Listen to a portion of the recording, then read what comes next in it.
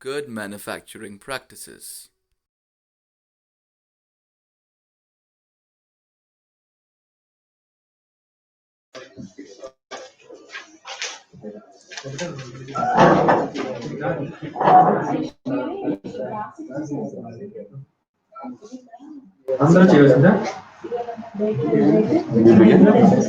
Right, Dr. Bhanu sir, we'll start the session now.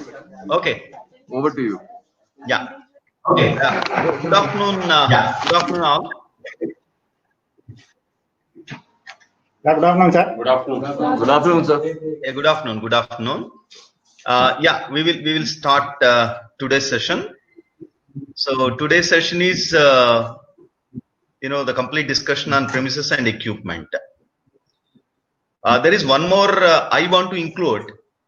The most important thing, not only premises, equipment and utilities also. I don't know, somehow I think in the complete pics, they haven't mentioned much about utilities here, right?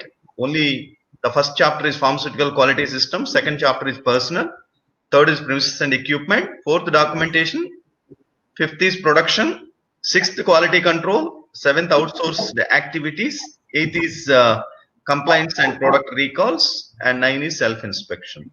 But this is only the best chapter where we can discuss much about utilities also. Okay, they haven't mentioned here, but it's our need. We need to discuss much about utilities also. Utilities are equally important like other equipment and instruments. Okay, so again, just I want to recall.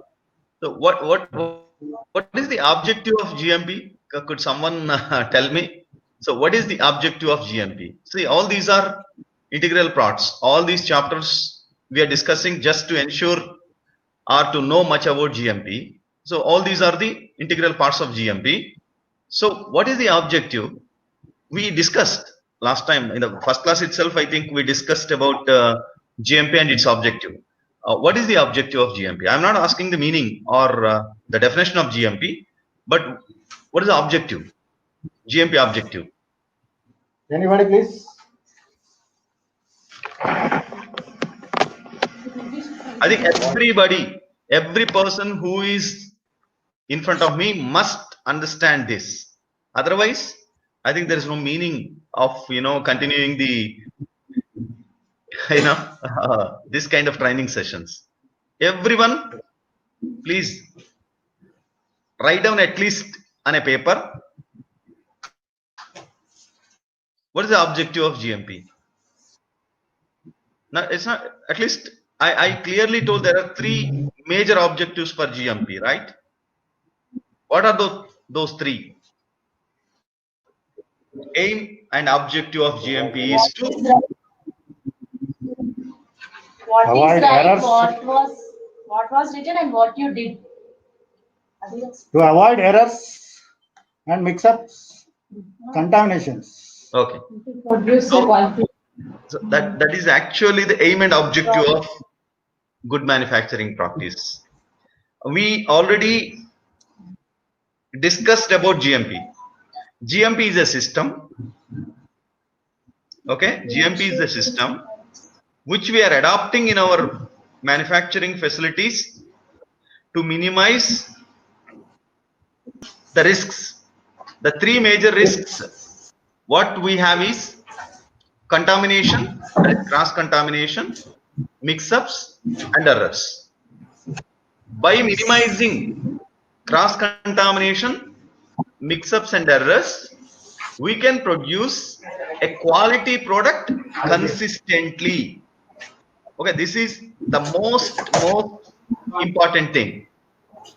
By minimizing the risks, we already discussed, we are facing three major risks in our manufacturing facilities.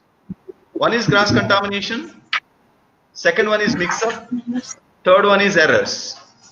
So by minimizing these three risks,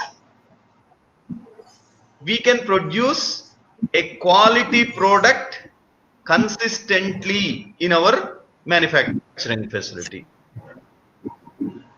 to minimize those risks of cross-contamination, mix-ups and errors.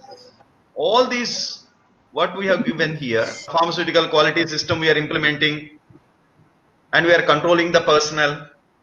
We are controlling the premises and equipment and utilities. We are controlling the documentation. We are controlling the production activities. We are controlling the quality control activities. We are controlling the outsourced activities. We are controlling so many other things. So by controlling all these things, we are fulfilling our objectives. We already discussed about pharmaceutical quality system. We already discussed about personnel. Now we are discussing about premises and equipment, and of course I added utilities also. But in PICS chapter they haven't mentioned, but that is the most important subject. So that is the reason I want to discuss about utilities also. Okay, when it comes to our presentation, the first thing, premises. The first session itself, when I was there in your SANMED, I clearly told it is possible for us to manufacture a product outside the premises or outside the facility. I clearly told it's possible. Yeah, we can install the blenders, or we can install the manufacturing vessels. We can install the filling machines, sealing machines, packaging machines outside. What we need is only power connection, right? But by installing these equipments outside the controlled area, we know very well there is a contamination, because the polluted air will contaminate the product. That polluted air may be with different kind of contaminants. So definitely by installing our equipment or instruments outside the facility, we can manufacture a product, but we can't manufacture a quality product, right? It is very difficult. I mean, it's not possible for you or for me to minimize the contamination there. So to minimize the contamination, it is better to install all those process equipments, utilities, testing equipment in a place where you can control the area. So that is the reason you need a building, whether it is pre-engineering building or RCC building or maybe any other. You need a premises. Am I right? If you are able to install your equipment inside the building, I am very sure you can produce a product much better than the product which was produced outside the building. Okay, I am talking about bare building. I am not talking about even AHU installations and all. Just I am telling you, if you install your equipment outside the building and if you start manufacture, yes, definitely you can manufacture a product. Undoubtedly, what is there? You see, but if you take SANMED as an example, so you want to manufacture one of your products, right? Ali, tell me one or two products names. What you are manufacturing today? Zephyr CED, sir. I'm sorry. SANMED 10%. SANMED 10%. Okay. SANMED. Perfect. Enough. Anyhow, today you are manufacturing a product in your facility. Okay. To manufacture that product, what you need? You need a manufacturing vessel, right? With the stirrer installed and everything. Can't I take this particular vessel outside your facility and give a current power connection and it will work, right?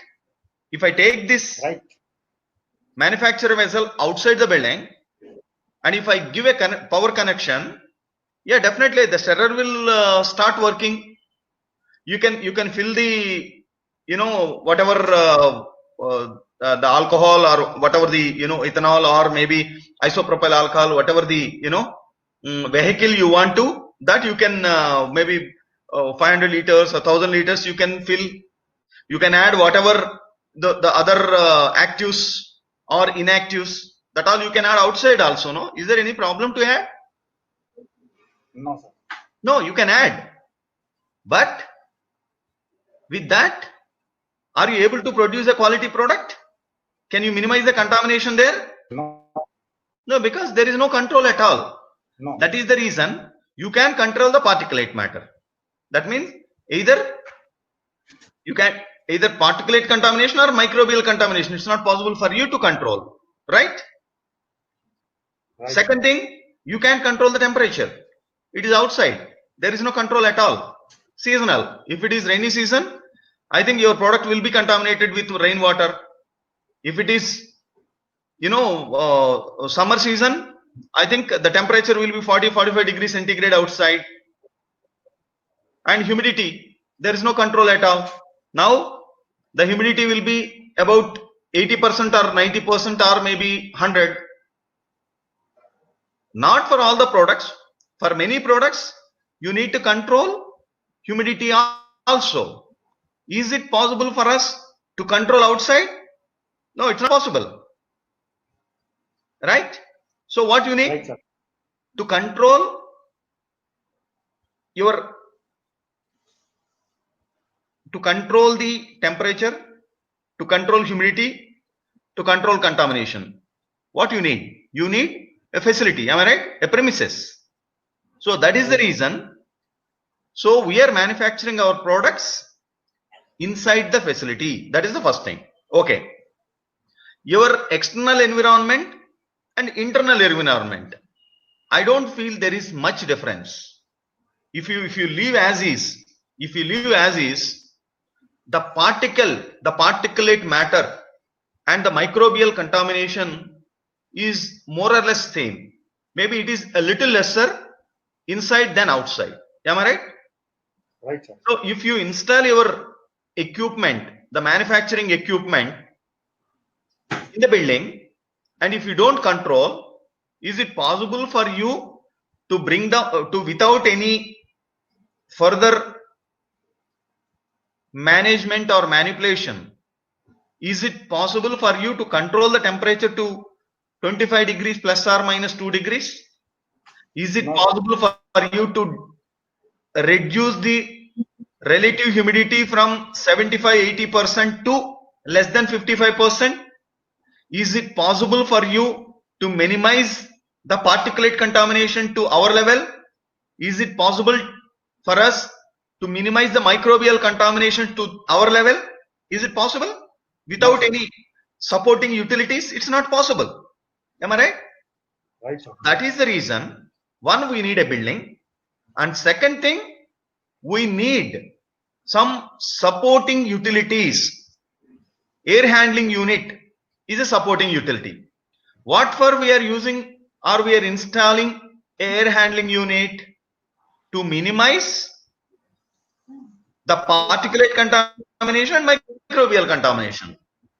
Same time, with that AHUs, we are reducing the temperature and we are reducing the humidity levels. So we are installing an air handling unit and we are connecting that air handling unit to our rooms where we are manufacturing, where we are doing primary packaging, where we are doing secondary packaging, where we are storing our actives and inactives, and where we are storing our finished goods.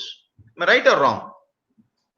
Right, sir. So, to minimize the contamination and to control the temperature and relative humidity, you need a supporting system. That supporting system is our air handling units. Okay? Right or wrong? Right, sir. Right. Yes. So you must understand whatever the air which is in your manufacturing area is not coming directly from outside. Am I right or wrong? It is Right. from the AHUs only,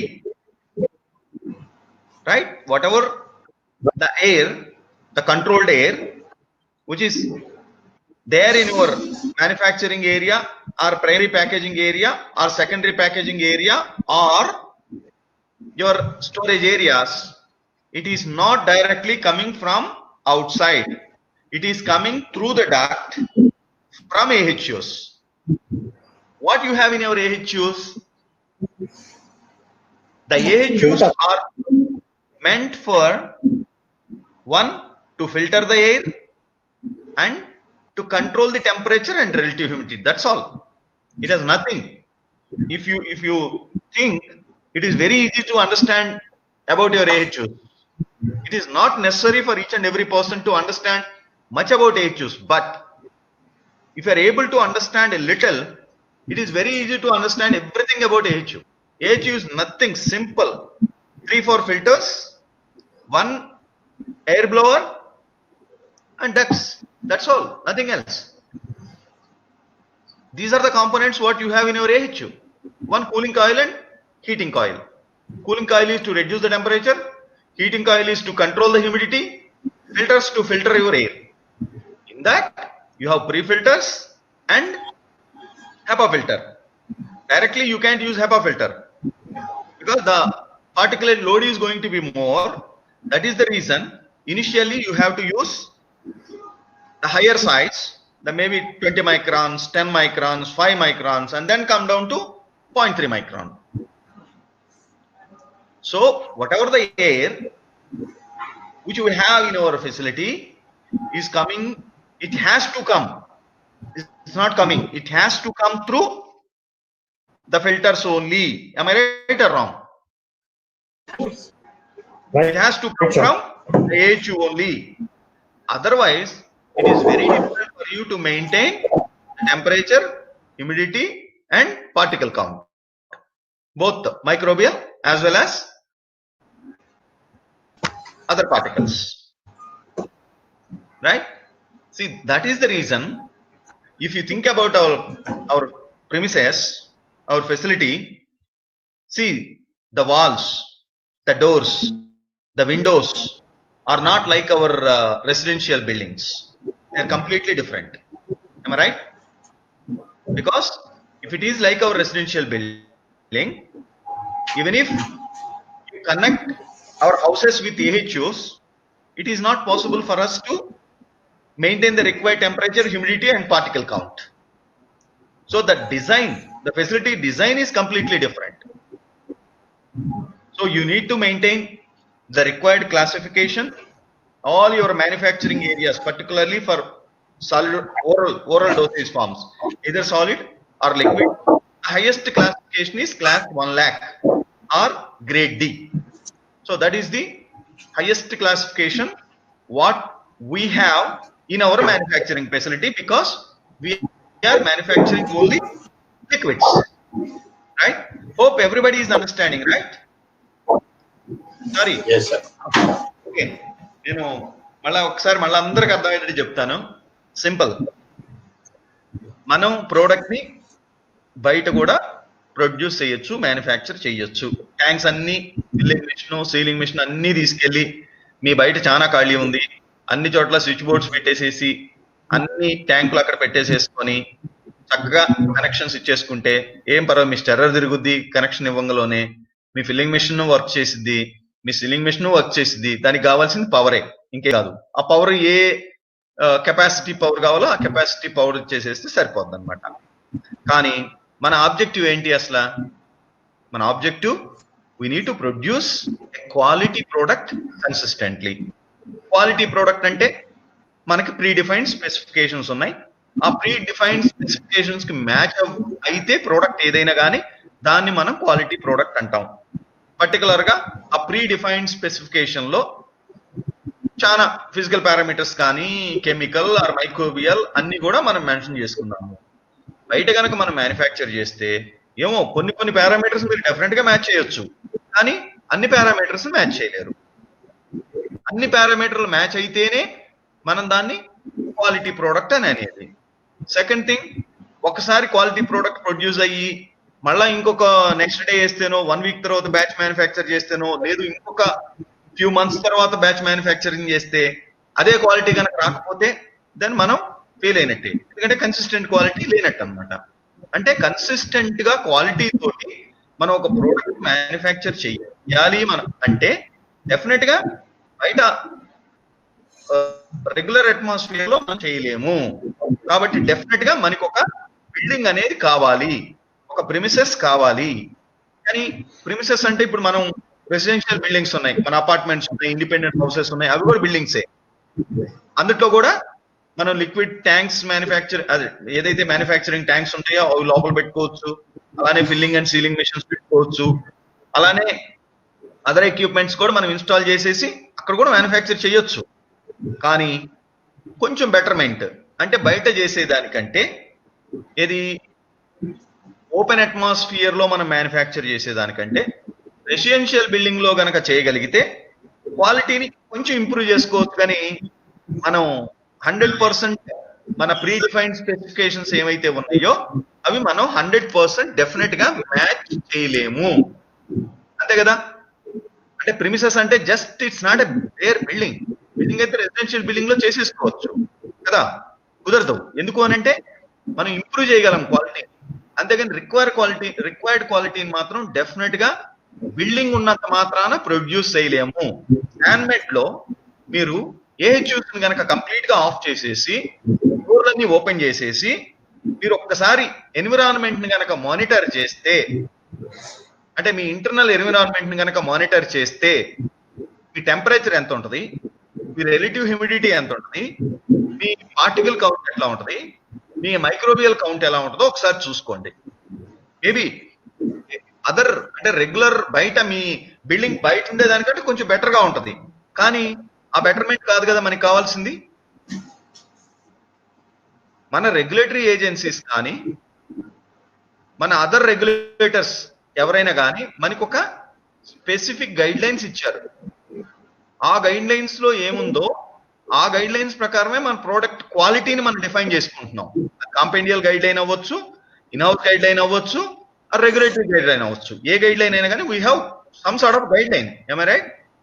ఆ guide line తోటి మనం ఒక quality అనే దాన్ని define చేసుకున్నాం కాబట్టి ఆ define చేసుకున్న క్వాలిటీ క్యారెక్టర్స్ ఏమైతే ఉన్నాయో అవన్నీ కూడా మీట్ అయితేనే మనం ప్రోడక్ట్ క్వాలిటీ ప్రోడక్ట్ అని అనేది.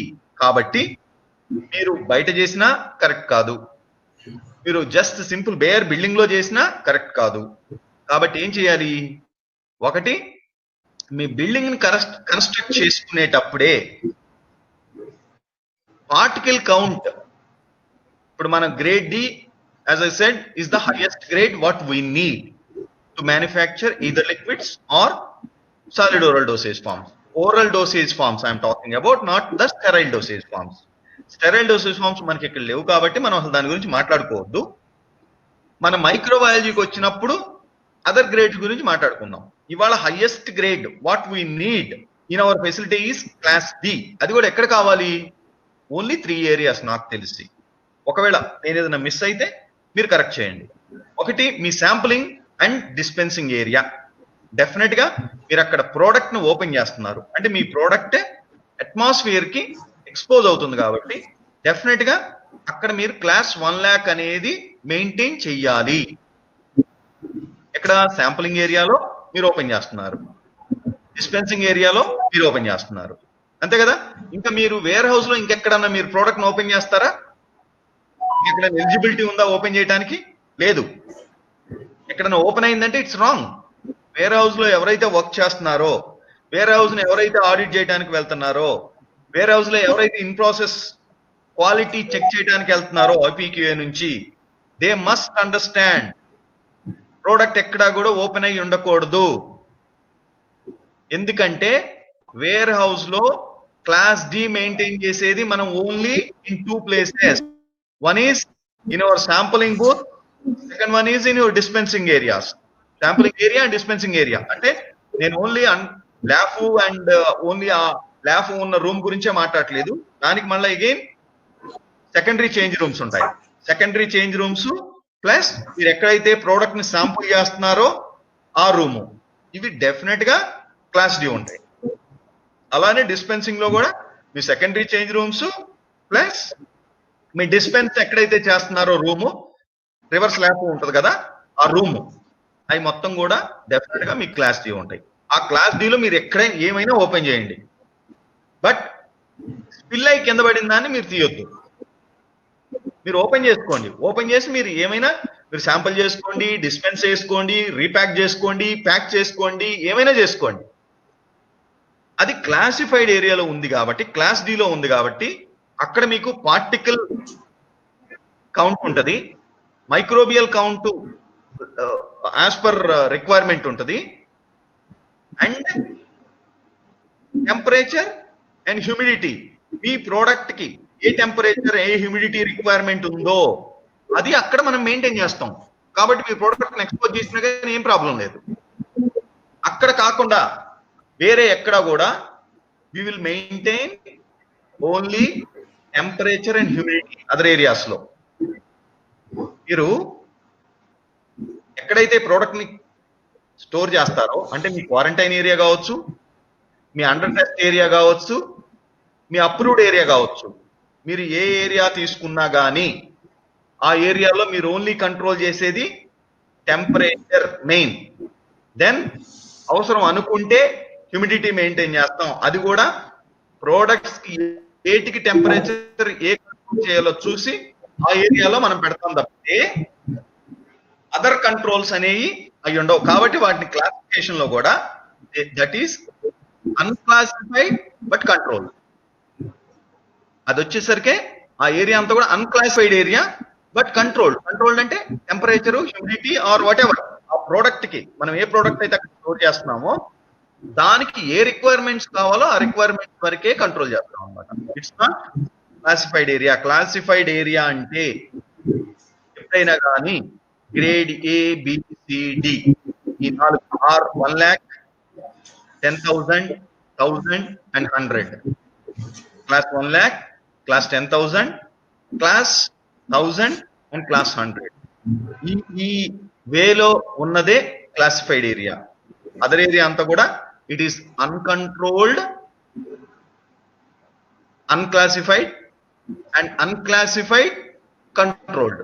అది అన్క్లాసిఫైడ్ క్లాస్ డి కాదు, బట్ ఇట్ ఈస్ కంట్రోల్డ్. అంటే టెంపరేచర్, హ్యూమిడిటీ ఆర్ ఇంకోటి ఏదైనా అవసరాన్ని బట్టి కంట్రోల్ చేసుకుంటాం, బట్ క్లాస్ డికి మీట్ అవ్వాల్సిన అవసరం లేదు. Okay, that is about your warehouse. And second area, the most important thing మన మ్యానుఫ్యాక్చరింగ్ ఏరియా, అంతే కదా. మ్యానుఫ్యాక్చరింగ్ ఏరియాలోకి ఎంటర్ అయ్యే సెకండరీ చేంజ్ రూమ్స్ దగ్గర నుంచి మ్యానుఫ్యాక్చరింగ్ కారిడారు, మ్యానుఫ్యాక్చరింగ్ ఏరియాలోకి వచ్చిన secondary change rooms and your manufacturing rooms, అవి 2 ఉండొచ్చు, 1 ఉండొచ్చు, 10 ఉండొచ్చు మ్యానుఫ్యాక్చరింగ్ రూమ్స్. ఆ కారిడారు, దానికి ఎంటర్ అవడానికి ఉన్న secondary change rooms and manufacturing areas, అవన్నీ కూడా డెఫినెట్ గా క్లాస్ 1 lakh అయి ఉండాల్సిందే. ఎందుకు? ఆ ఏరియాలో ఎక్కడైనా కానీ మీరు ప్రోడక్ట్ ని, కారిడార్ లో న్యాచురల్ గా ప్రోడక్ట్ ని ఓపెన్ చేయం, బట్ సపోర్టింగ్ కింద అది డెఫినెట్ గా క్లాస్ 1 lakh ఉండాల్సిందే. సెకండరీ చేంజ్ రూమ్ లో మన గవర్నింగ్ అదంతా ఉంటది కాబట్టి అది డెఫినెట్ గా క్లాస్ 1 lakh ఉండాల్సిందే. ఎక్కడైతే మనం ప్రోడక్ట్ ని ఓపెన్ చేస్తామో, అంటే మీ మ్యానుఫ్యాక్చరింగ్ ట్యాంక్ దగ్గర లోడింగ్ చేయడానికి కానీ, ఆర్ అది మీరు లిక్విడ్స్ కాబట్టి I'm talking about manufacturing tank and all. అదే కనుక మీరు సాలిడ్ ఓరల్స్ కనుక తీసుకుంటే ఎన్కాప్సులేషన్ కానీ, పెలటైజేషన్ కానీ, ఆర్ కంప్రెషన్ అంటే టాబ్లెటింగ్ కానీ ఏం తీసుకున్నా అవన్నీ చాలా ఎక్కువ యూనిట్ ఆపరేషన్స్ ఉంటాయి. లిక్విడ్స్ లో యూనిట్ ఆపరేషన్స్ చాలా తక్కువ, సింపుల్. ఇదేముంది, మిక్సింగే కదా. Main unit operation is mixing. Mixing అయిపోయిన తర్వాత ఇంకేముంది, finally filling and sealing, that's all. అక్కడ అలా కాదు, మీకు గ్రాన్యులేషన్, దాంట్లో మళ్ళీ wet granulation, dry granulation, compaction, then ఇంకా లూబ్రికేషన్, దెన్ సీవింగ్, బ్లెండింగ్, ఇది చాలా ఆ తర్వాత మళ్ళీ కంప్రెషన్ తర్వాత కోటింగ్, చాలా యూనిట్ ఆపరేషన్స్ ఉంటాయి. అక్కడ కూడా అన్ని యూనిట్ ఆపరేషన్స్ ఉన్నా కానీ వాటన్నిటికీ ఆ ఏరియాస్ అన్ని కూడా మనం మెయింటైన్ చేస్తాం only class B or class 1 lakh, grade D or class 1 lakh. Okay, మీకు అలీ చెప్తారు తర్వాత. అంటే క్లాస్ 1 lakh లో పార్టికల్ రేంజ్ ఎలా ఉండాలి, అంటే పార్టికల్ సైజ్ ఎంత ఉండాలి, ఎన్ని నెంబర్ ఉండాలి, అలానే 10,000, అలానే 1000, అలాగే 100. అది ఐఎస్ఓలో ప్లస్ అదర్ గైడ్ లైన్స్ లో క్లియర్ గా మెన్షన్ అయ్యి ఉంటుంది. అది పొద్దాకులు అందరికీ గుర్తుండదు, గుర్తుండాల్సిన పని కూడా లేదు. నాకు కూడా మొత్తం అన్ని ఒకేసారి చెప్పంటే ఇన్ని సంవత్సరాల ఎక్స్పీరియన్స్ ఉన్నా, ఇన్ని క్లాసెస్ తీసుకున్నా నేను టక్టగా అన్ని చెప్పలేను.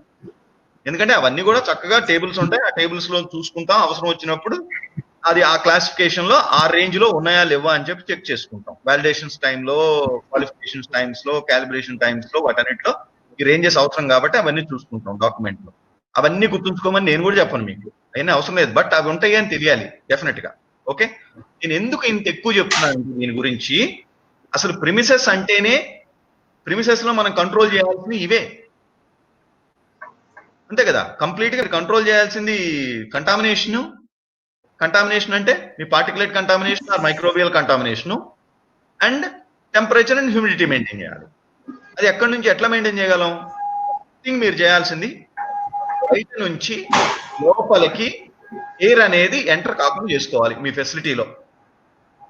మీరు ఒక్కసారి కనుక ఎక్స్టర్నల్ డోర్ ఓపెన్ చేసి క్లోజ్ చేశారంటే జస్ట్ ఆ ఎక్స్టర్నల్ డోర్ నుంచి అక్కడ ఎయిర్ కర్టెన్ ఉంటుంది, అది దాటి లోపలికి వచ్చాము అని అంటే డెఫినెట్ గా మీ అట్మాస్ఫియరిక్ ప్రెషర్ కంటే మీ ఇంటర్నల్ రూమ్ ప్రెషర్ ఎక్కువ ఉంటది. అంటే డిఫరెన్షియల్ ప్రెషర్ అని మీరు వినే ఉంటారు, డిపి డిపి డిపి అని అంటూ ఉంటారు. ఫస్ట్ రూమ్ లోనే మీ ఎక్కడైనా కానీ మీకు 5 ఓపెనింగ్స్ 10 ఓపెనింగ్స్ ఉన్నా కానీ మీ ఫెసిలిటీ మొత్తానికి, మీ బిల్డింగ్ మొత్తానికి ఫస్ట్ రూమ్ ఏదైతే ఉంటుందో, అందుకే మనకి ఆ ఫస్ట్ ఒక చిన్న రూమ్ ఒకటి ఇచ్చి మనం దాన్ని కంట్రోల్ చేస్తాం. దానికి పాజిటివ్ ప్రెషర్ లో ఉంటది. పాజిటివ్ ప్రెషర్ అంటే మీ అట్మాస్ఫియరిక్ ప్రెషర్ కంటే మీ రూమ్ లో ఉన్న ఎయిర్ ప్రెషర్ ఎక్కువ ఉంటది. కాబట్టి మీరు డోర్ ఓపెన్ చేసినా గానీ బయట ఉన్న ఎయిర్ లోపలికి రాదు, లోపల ఉన్న ఎయిర్ బయటికి వెళ్తుంది. మీ లోపల ఉన్న ఎయిర్ ఎక్కడి నుంచి వస్తుంది? లోపల ఉన్న ఎయిర్ మొత్తం కూడా ఏహెచ్యు నుంచి డక్ట్ల ద్వారా మీ లోపలికి వస్తుంది, ఫిల్టర్ అయి వస్తుంది. ఏ ఫిల్టర్ అంటే అది మీకున్న రిక్వైర్మెంట్ ని బట్టి. నేను ఇందా చెప్పాను కదా, మన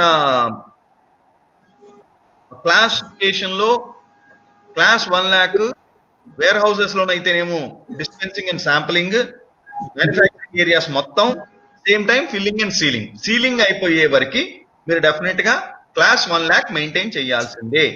అంటే దానికి అటాచ్ అయ్యున్న ఏహెచ్యూస్ అన్ని కూడా మీ ఏరియాస్ ని బేస్ చేసుకొని, మీ రిక్వైర్మెంట్ ని బేస్ చేసుకొని, ఎయిర్ చేంజెస్ ని బేస్ చేసుకొని, దాని కెపాసిటీని డిఫైన్ చేసి ఆ కెపాసిటీకి సరిపోయిన ఏహెచ్యూస్ ని అక్కడ ఇన్స్టాల్ చేసి మీ రూములకి కనెక్ట్ చేసి ఉంచుతారనమాట. పాజిటివ్ ప్రెషర్ మెయింటైన్ చేయాలంటే ఆ పాజిటివ్ ప్రెషర్ ని కౌంట్ చేసుకొని టోటల్ ఎయిర్ క్వాంటిటీ ఎంత కావాలి ఏంటి అని చెప్పి క్యాలిక్యులేట్ చేసుకొని ఎప్పుడు కంటిన్యూస్ గా అంత quantity of air me room లోకి సప్లై అయ్యేటట్టు త్రూ ఆ ఫిల్టర్స్, ఆ హీటింగ్ కాయిల్స్, ఆ కూలింగ్ కాయిల్స్ నుంచి వచ్చేటట్టు కంప్లీట్ గా డిఫైన్ చేస్తారు. కాబట్టి ఈ లోపల ఉన్న ఎయిర్ అంతా కూడా మీకు సప్లై చేసిన ఇంటర్నల్ గా ఉన్న ఎయిర్ అంతా కూడా మీ క్లాసిఫికేషన్ కు తగ్గట్టుగానే ఉంటది. అందువల్లే మీరు ఎప్పుడైతే డోర్స్ బయటకి నుంచి లోపలికి వెళ్ళేటప్పుడు ఓపెన్ చేస్తారో డెఫినెట్ గా లోపల నుంచి ఎయిర్ బయటకు వస్తుంది తప్పితే బయట నుంచి ఎయిర్ లోపలికి పోదు. వెళ్ళింది అంటే కాన్సెప్టే రాంగ్ కాన్సెప్ట్. ఓకే, సో మీరు నేను డోర్ నుంచి అంటే ఓకే పాజిటివ్ ప్రెషర్ ఉంటుంది, అంతా సరిపోయింది, బానే ఉంది. ఒకసారి మనం ఫెసిలిటీని డిజైన్ చేసుకున్నప్పుడు ఈ డిఫరెన్షియల్ ప్రెషర్స్ ఇవన్నీ మెయింటైన్ అవ్వాలి అని అంటే దానికి ఏ వేలో చేస్తే మెయింటైన్ అవుద్ది ఏంటి అనేది ఇట్స్ ఎ బిగ్ థింగ్. ఫెసిలిటీని డిజైన్ చేసినప్పుడే డిజైనర్స్ ఎవరైతే ఉంటారో వాళ్ళకి కంప్లీట్ నాలెడ్జ్ ఉంటుంది. కాబట్టి మీ ఫెసిలిటీని ప్రాపర్ గా ఏ క్లాసిఫికేషన్, ఏ డిఫరెన్షియల్ ప్రెషర్స్ తోటి, ఎన్ని ఏహెచ్యూస్ కావాలి, దాన్ దాని ఇంటర్లాకింగ్ సిస్టమ్స్ అంటే డోర్ ఇంటర్లాకింగ్ సిస్టమ్స్ కానీ లేకపోతే అదర్ ఏదైనా కానీ క్యాలిక్యులేట్ చేసుకొని ఆలోచించి మీ ఫెసిలిటీని డిజైన్ చేసి పెడతారు కాబట్టి మనకి వాటి గురించి పెద్దగా తెలుసుకోవాల్సిన పని లేదు. బట్ ఒకటి మాత్రం 100% అందరు తెలుసుకోవాలి, ఈ క్లాసిఫికేషన్ అనేది very essential to produce A quality product. A classification లో మనం ఏం చేయాలి అనేది తెలియాలి. అందుకే ఎప్పుడు కూడా హడావిడిగా అయినా కానీ డిస్పెన్సింగ్ కానీ శాంప్లింగ్ కానీ గబగబా ఏ ఏరియాలో పెడితే ఆ ఏరియాలో ఓపెన్ చేయకూడదు. ఎందుకంటే ఉన్న ఏరియా మొత్తం కూడా అట్మాస్ఫియర్ అంటే ఎక్స్టర్నల్ అట్మాస్ఫియర్ కంటే బెటరే, కానీ కావాల్సిన క్లాసిఫికేషన్ కాదు. అందుకే డెఫినెట్ గా దాని లోపలికి తీసుకెళ్ళే ఏ టూలింగ్ అయితే చేయాలో ఆ టూల్సే తీసుకెళ్ళి ఆ టూల్స్ మనం శాంపుల్ చేసుకోవాలన్నమాట. It's going to be correct process. ఈ డిజైన్ వీటి గురించి మీకు ఎక్కువ అవసరం లేదు. AHUs are very important. రెండోది ఏంటంటే the most important thing here అంటే ఇంజనీరింగ్ వాళ్ళు అండ్ ప్రొడక్షన్ డిపార్ట్మెంట్ వాళ్ళు mostly QC other warehouse people వాళ్ళు ఏంటంటే ఎక్కువ తెలియాల్సిన అవసరం లేదు. ఎందుకంటే మ్యానుఫ్యాక్చరింగ్ లో ఉన్న వాళ్ళు అయితే మాత్రం ఎవరైతే క్లాస్ D కి లింక్ అయ్యి ఉంటారో మినిమం క్లాసిఫైడ్ ఏరియాస్ లో పనిచేసేవాళ్ళు. I'm not talking about class D only. ABCD or 1,10,000, 1,000 and 100 class లో ఎవరైతే వర్క్ చేస్తారో వాళ్ళందరికీ డెఫినెట్ గా ఈ క్లాసిఫికేషన్ గురించి తెలియాలి. ఈ క్లాసిఫికేషన్ లో ఏమి డిఫైన్ చేసిందో అదే మనం మెయింటైన్ చేయాలి, అక్కడే మనం చేయాల్సిన పని చేయాలి. అదొకటి. ద సెకండ్ మోస్ట్ థింగ్, ఈ క్లాసిఫికేషన్ కాకుండా చాలా సార్లు సారీ ఏదో మిస్టేక్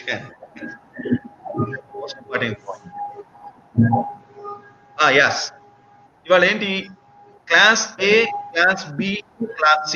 క్లాస్ A అనేది లామినార్ ఫ్లో యూనిట్స్ ఉంటాయి కాబట్టి క్లాస్ B రూమ్స్ లోనే క్లాస్ B మెయింటైన్ చేస్తాం, రూమ్స్ నే క్లాస్ C గా కూడా కన్వర్ట్ చేస్తాం, రూమ్స్ నే క్లాస్ D గా కన్వర్ట్ చేస్తాం.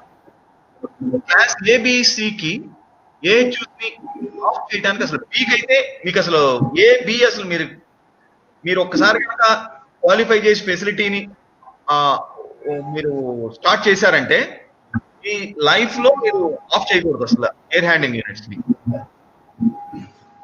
కానీ class D class 1 lakh time areas అయితే మనం ఆఫ్ చేసుకోవచ్చు. అంటే మనకి వర్క్ గనక లేనప్పుడు, మనకి వర్క్ గనక లేకపోతే మనం ఆఫ్ చేసుకోవచ్చు. అంటే ఇవాళ డే టైం అంతా వర్క్ చేస్తున్నాం, 6 o'clock నుంచి మన ఫెసిలిటీలో ఏమి యాక్టివిటీ ఉండదు. దాన్ని there are 2 ways. 1, energy saving తోటి AHUs రన్ చేస్తారు. అంటే ఒక 15% కెపాసిటీ తోటి 20% కెపాసిటీ తోటి రన్ అవుతూ ఉంటాయి అన్నమాట. అంటే ఒక 30-40 ఎయిర్ చేంజెస్ కనుక ఉంటే మామూలుగా ఒక 10-12 ఎయిర్ చేంజెస్ తోటి రన్ అవుతూ ఉంటాయి. అంటే ఎనర్జీని ఒక మనం 60% వరకు సేవ్ చేసుకోవచ్చు. అది ఒక concept.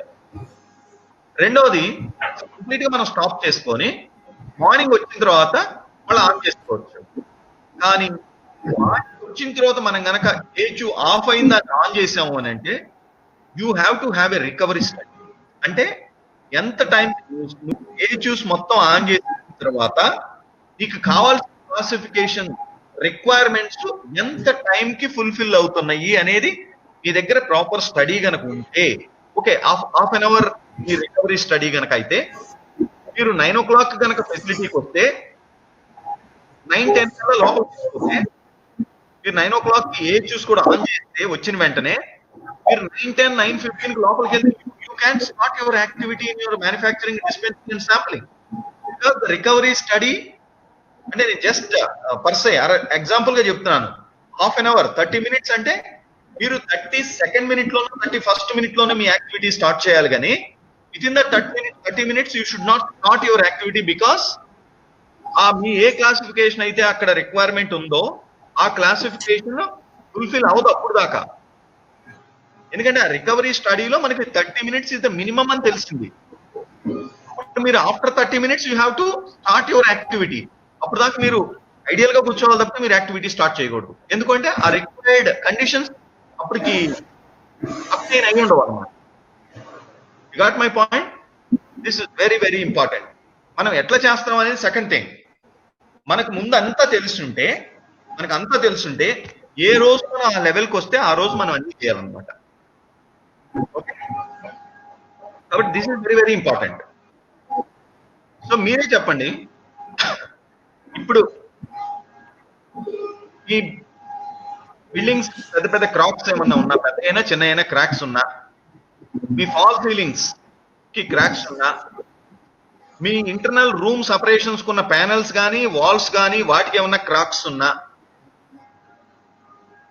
Me doors are Windows కి క్రాక్స్ ఉన్నా, మీరు కావాల్సిన అట్మాస్ఫియర్ ని క్రియేట్ చేసుకోగలరా? ఇంటర్నల్ గా మీరు ఒకవేళ ఏహెచ్యూస్ తోటి కనెక్ట్ అయి ఉన్నా కానీ చేసుకోలేరు. రీజన్ ఏంటి అని అంటే, ఒకటి బికాస్ ఆఫ్ దీస్ క్రాక్స్, అవి మీరు ఎక్స్టర్నల్ వాల్స్ కి కనుక క్రాక్స్ ఉన్నా ఆర్ ఇంటర్నల్ పార్టీషన్స్ క్రాక్స్ ఉన్నా కానీ, అంటే మీ ఎయిర్ ఒక రూమ్ నుంచి ఇంకొక రూమ్ కి, రూమ్స్ నుంచి అట్మాస్ఫియర్ కి, అట్మాస్ఫియర్ నుంచి మీ రూమ్ లోకి, నెక్స్ట్ రూమ్ నుంచి ఈ రూమ్ లోకి ఎయిర్ మూవ్ అయ్యే ఛాన్స్ ఎక్కువ ఉంది కదా. కాబట్టి ఇప్పుడు ప్రిమిసెస్ లో మీరు గనక అర్థం చేసుకుంటే ఇవన్నీ చెప్తారు. అంటే ఏం కావాలి, మనం ఎలా చెయ్యాలి, ఏంటి అనేది. ఈ ఎయిర్ హ్యాండ్లింగ్ యూనిట్స్ ఎందుకు, అందుకే నేను అక్కడ యూటిలిటీస్ అనేది లేకపోయినా కానీ I have taken this particular area. ఆ ఏహెచ్యూస్ అనేది ఒక యూటిలిటీ, ఒక సపోర్టింగ్ సిస్టమ్. యాక్చువల్ గా పిక్స్ లో ఏ చాప్టర్ లో కూడా వాళ్ళు కవర్ చేయలేదు. అది ఎయిర్ హ్యాండ్లింగ్ యూనిట్స్ అవ్వచ్చు, వాటర్ సిస్టమ్ అవ్వచ్చు, ఆర్ కంప్రెస్డ్ ఎయిర్ అవ్వచ్చు, ప్యూర్ స్టీమ్ అవ్వచ్చు, ప్లాంట్ స్టీమ్ అవ్వచ్చు. ఇవన్నీ కూడా యూటిలిటీస్. వాటన్నిటిని కూడా మనం ప్రాపర్ గా కంట్రోల్ చేసుకోవాలి. మనం ఎక్కడ ఏ ఫిల్టర్ కావాలంటే ఆ ఫిల్టర్స్ అన్ని యూజ్ చేయాలి. అప్పుడే మనకి ఎయిర్ కానీ, స్టీమ్ కానీ, ఆర్ కంప్రెస్డ్ ఎయిర్ కానీ, ఆర్ ఎనీ అదర్ ఏ యూటిలిటీ అయినా కానీ మనకి రిక్వైర్డ్ క్వాలిటీ తోటి లోపలికి వస్తుంది అనమాట. ఓకే, సో ఈ ప్రిమిసెస్, దాని కన్స్ట్రక్షన్, దానికి AHUs, compressed air connections, water distribution, ఇవన్నీ ఒక పార్ట్ అయితే, second thing is the lighting. The most important thing. మన యాక్టివిటీస్ బేస్ చేసుకొని లైటింగ్ అనేది మనం డిఫైన్ చేసుకోవాలి. ఎక్కడైతే క్రిటికల్ యాక్టివిటీస్ ఉంటాయో, ఎక్కడైతే లైట్ ఇంటెన్సిటీ ఎక్కువ అవసరం అవుద్దో, అక్కడ డెఫినెట్ గా ఎక్కువ లక్స్ లెవెల్స్ తోటి మనం లైటింగ్ ని మెయింటైన్ చేసుకోవాలి. న్యాచురల్ గా మన కారిడార్స్, మన వేర్ హౌస్ అండ్ మన storage areas like FG store house కానీ, secondary packaging material, tertiary packaging material, అవంత అవి important ఏరియాసే.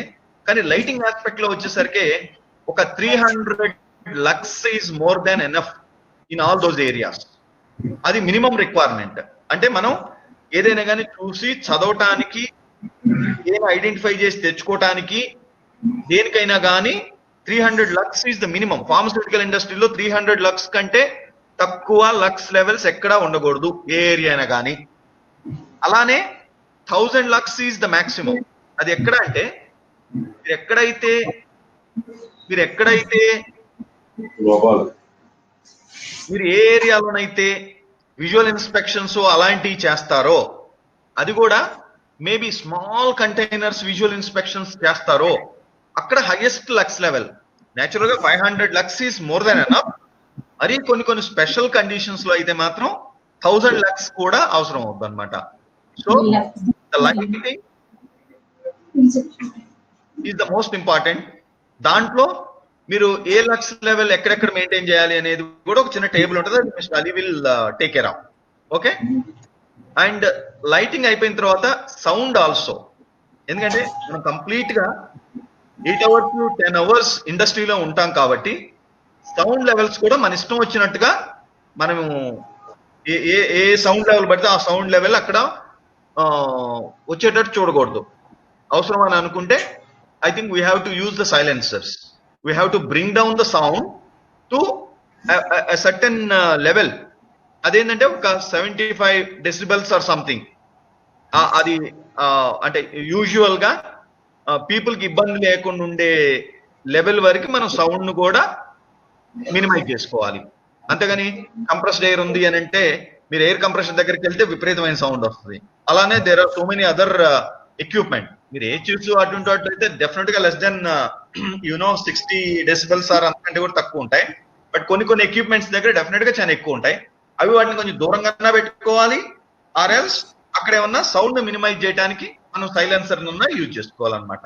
Okay, so lighting, sound and of course ఇంత ముందు మనం ఏదైతే డిస్కస్ చేసుకున్నామో అవన్నీ కూడా most important. Ali, Sir. I think you can why can't you just read out all the points whatever you have mentioned there.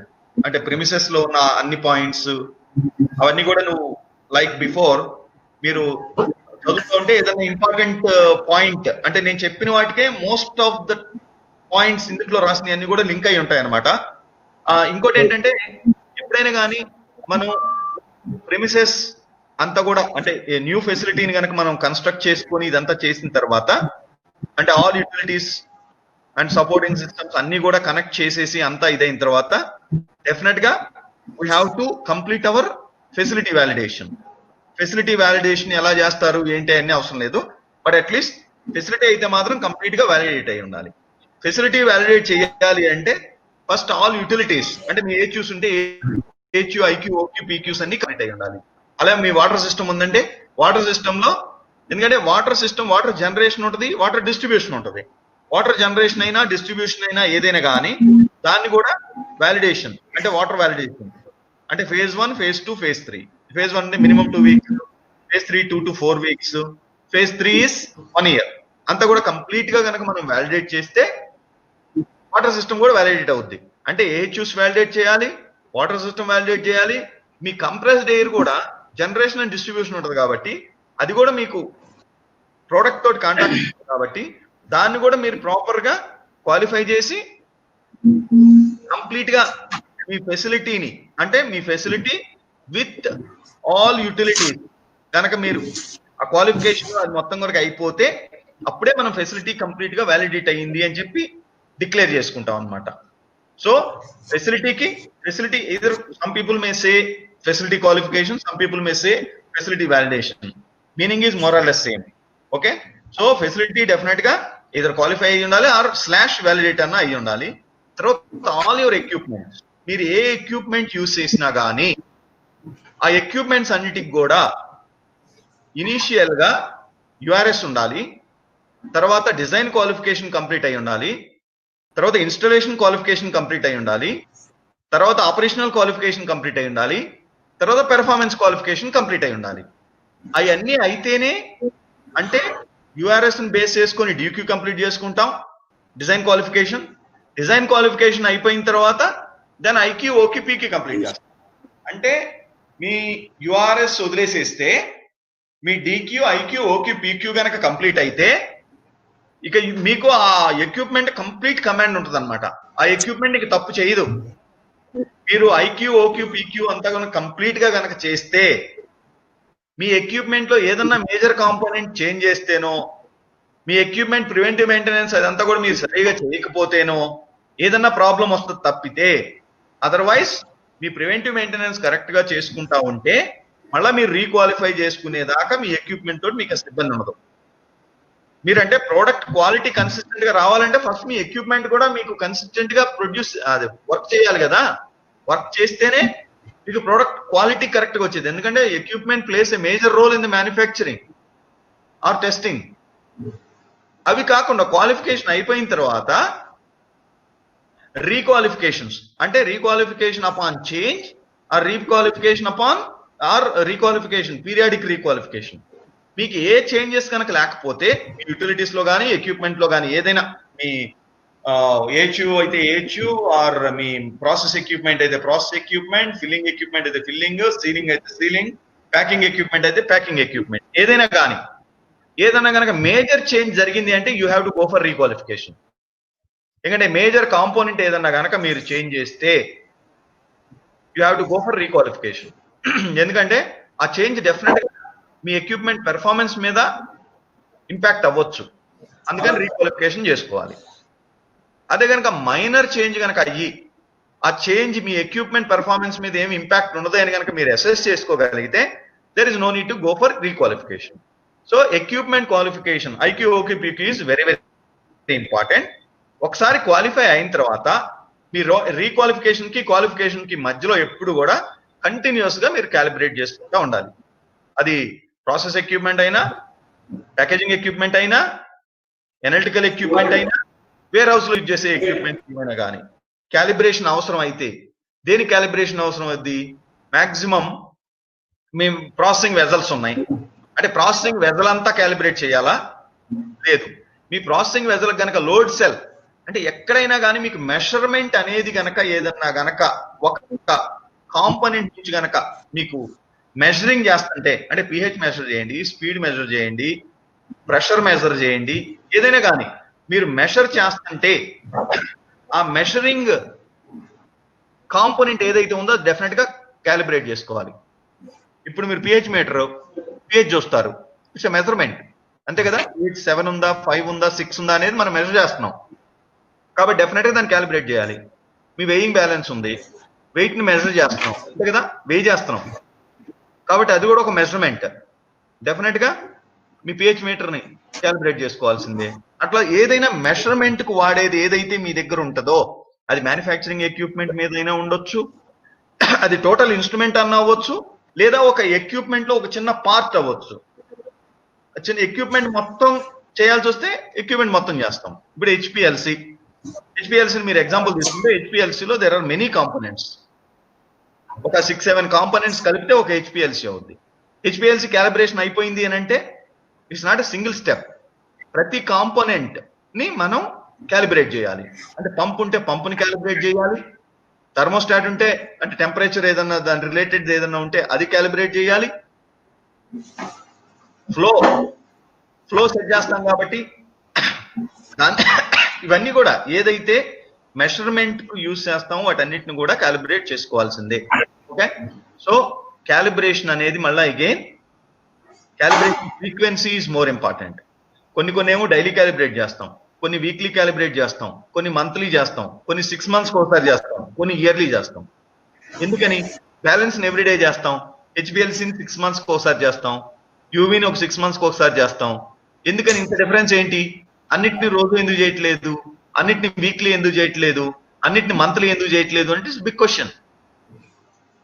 ఎందుకు చేయట్లేదంటే సెన్సిటివిటీని base చేసుకొని మనం ఎక్విప్మెంట్ క్యాలిబ్రేషన్ ఫ్రీక్వెన్సీని ఫిక్స్ చేస్తాం. అంటే బ్యాలెన్స్ ఇస్ వెరీ సెన్సిటివ్, దాన్ని ఎవ్రీడే క్యాలిబ్రేట్ చేసుకోవాలి. ఎందుకంటే అది రాంగ్ అంటే ఈజీగా అంటే రాంగ్ రిజల్ట్ ఇవ్వడానికి ఛాన్సెస్ ఎక్కువ ఉంటుంది అనమాట. చిన్న ప్రాబ్లం కూడా తట్టుకోలేదు అది,